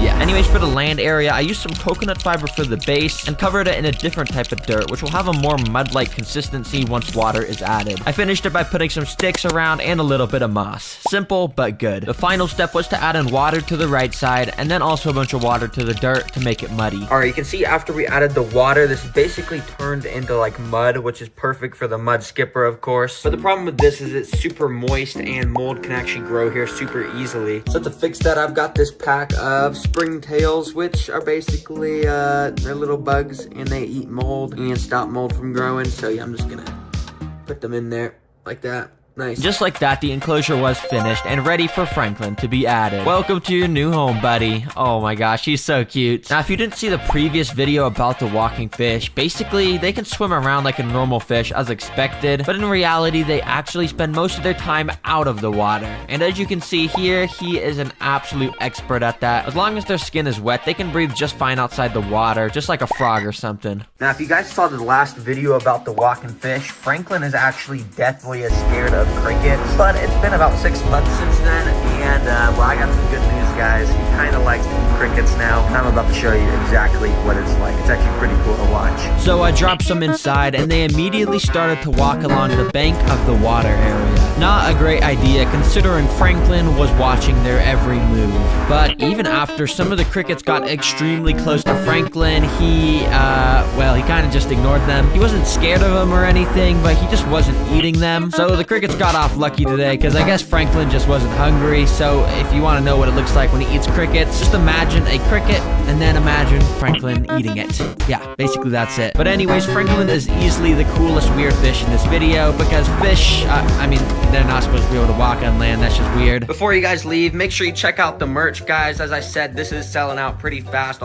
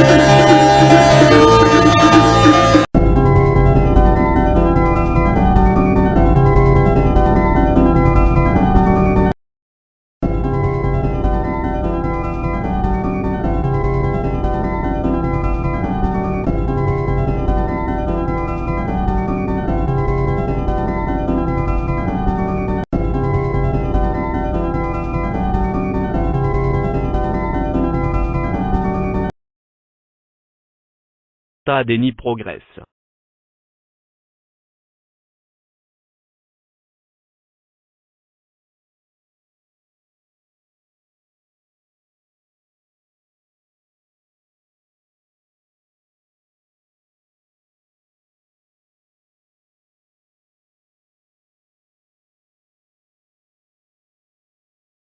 This is a totally regular fish.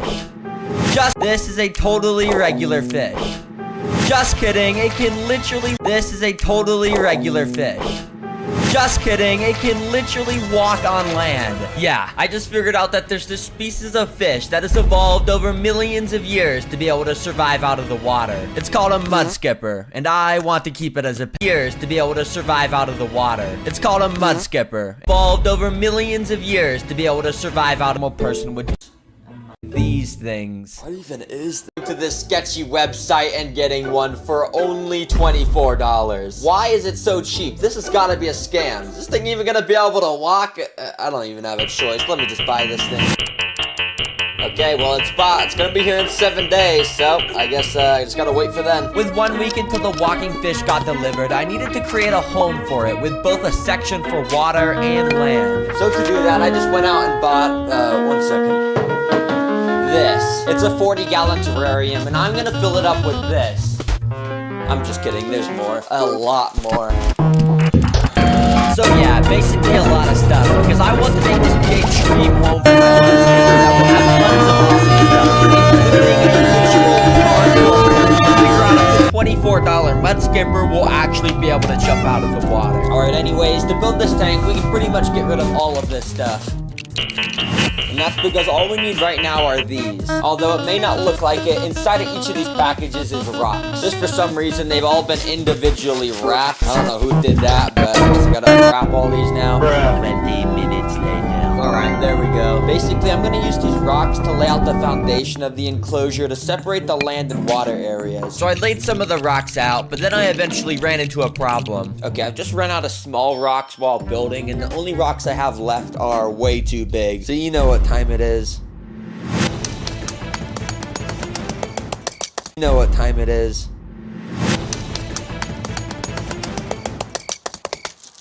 There we go. So I continued building up the height of the rocks like this, because I'm planning on building a waterfall here with a working water flow, so the walking fish will be able to play around in it. Now to fill in the gaps, I've got to use this spray foam to, you know, spray it. Now this is where the build gets fun, because now I get to use this little pump to make the waterfall actually work. Now to be honest, I don't really know how I'm gonna do this, but I need to somehow send water from this pump up the rock, so then it can somehow flow back down into the water area. Okay, so I guess I'll just try and use this tube that the pump came with, and try and send it up over the rocks like that. Well, I guess let me go get some water and fill this thing up so I can see if the waterfall actually works. Alright, moment of truth, let me plug this in. And it's plugged in, and wait, is it working? Kind of. Okay, this is more of just like a sewage pipe than a waterfall, but oh god, why is the water turning brown? What is going? Since it wasn't working very well, I decided to get some more water and add that in to see if it would help. Okay, with more water, the water pressure of the waterfall goes up a lot. Bro, what is this? Can you stop going? How is it? Okay, oh shoot, oh nah. Bro, it is spraying all around my room. Turn it off. Turn them off. Though thankfully I found this dial on the pump that let me turn down the water pressure, and then the waterfall was actually working pretty well. Alright, there we go. To finish it off, I glued some rocks on the top to hide the pump, and I also drained out the sewage water because, yeah, we don't really want that. The waterfall was now complete, but this is only just the start. I have some crazy things planned for the walking fish, like building a literal parkour course for it to play on. Yeah, I am not kidding. But first, I need to finish the foundations of this enclosure, which means I need to make it look like a beautiful lake. To do that, I got a bunch of different stuff like wood, which I glued onto the rocks. Now I've got to add the substrate, so for the land area, I'm using these black balls, which I'll put behind the rocks and sloping down the waterfall. Finally, I put a layer of dirt on top to make it look more natural. Now for the water area, I'm gonna keep it simple by just adding in some sand, you know. Alright, the substrate's finished now, but if I'm not gonna lie, this kinda looks, really bad. But the only reason this looks really bad right now is because the final step to making a beautiful lake is to add in plants. And unfortunately for me, I can't really just grab plants from outside. Okay, I don't know why I even grabbed that. Let me just put it back. Instead, I have to drive to PetSmart again and buy the very, very overpriced aquatic plants there. Holy moly guacamole. $10.99 for this tiny leaf. Why are they so expensive? This one is literally the same size as my finger. $10.99. That is so expensive. Despite those plants being an absolute scam, I still bought them, and yeah, I have plants now. So I spent a little while using my artistic skills to put the plants around the terrarium, and it ended up looking like this, which, you know, this looks pretty good. All right, now that that's done, it's time to add the water in again, and this time I'm gonna be a little more careful to make sure it doesn't turn into sewage water. Also, I figured I should mention this, but I'm using a water that has a very small amount of salt mixed into it, because that's how mudskippers live in the wild. So if any of the freshwater plants die, it's not my fault. Oh my god, look at this. This is literally like a paradise. There's a working waterfall, there's plants, Okay, I mean, that's just normal, I guess, but, you know, it's still pretty good. And look, this is the best part. I even got a light on it, that when I press this button, it will turn it to nighttime. And by nighttime, I mean it just changes the light to blue, but, I mean, you still gotta admit that's pretty cool. The base of the enclosure was now finished, but there were still 4 days until the mudskipper walking fish arrived at my door. So to make this enclosure even better before he gets here, I'm gonna add a bunch of tiny fish inside. But before adding in the fish, I quickly poured some healthy bacteria into the water in order to let it cycle and make it safe for the fish. Alright, well, it's been a couple days now. I guess let me just go get the fish. You know, I gotta go to PetSmart again. I'll be there soon. So I went and purchased the fish and got 4 of these mollies. Okay, the fish have been acclimating in the water for a little bit now. And to put them in the water, I'm gonna do a super cool transition. So basically, when I clap my hands, they'll be in the water. 3, 2, 1. Boom! Look at that. That's a super clean transition. But anyways, the fish are in the, you know, the lakes. I got 4 fish, 3 different species of mollies. And, you know, they look pretty cool. We got like a zebra-looking one, some goldfish-looking ones, and then there's a black one. You know, these are pretty cool. Hey, look at this. This guy's eating the sand right now. You see that? What the heck? I didn't even know they did that. Okay, wait, I'm not even gonna lie, these are actually super cool. And to make it even more diverse, I also got some Narite snails, which will help clean algae and stuff. So yeah, that's pretty helpful. But if I'm not gonna lie, I'm kind of getting bored of just these normal fish. So you know what time it is. It is time to add in the walking fish, the reason why we're all watching this video. So, let's just get to the big one. I just got a notification on my phone. It says it's here. So you already know what time it is. It is mudskipper o'clock. Oh yeah, check it out. This is the walking fish inside of this box. So let me open this thing up. Get out of here. I'm just kidding. There's nothing actually in this box. The walking fish...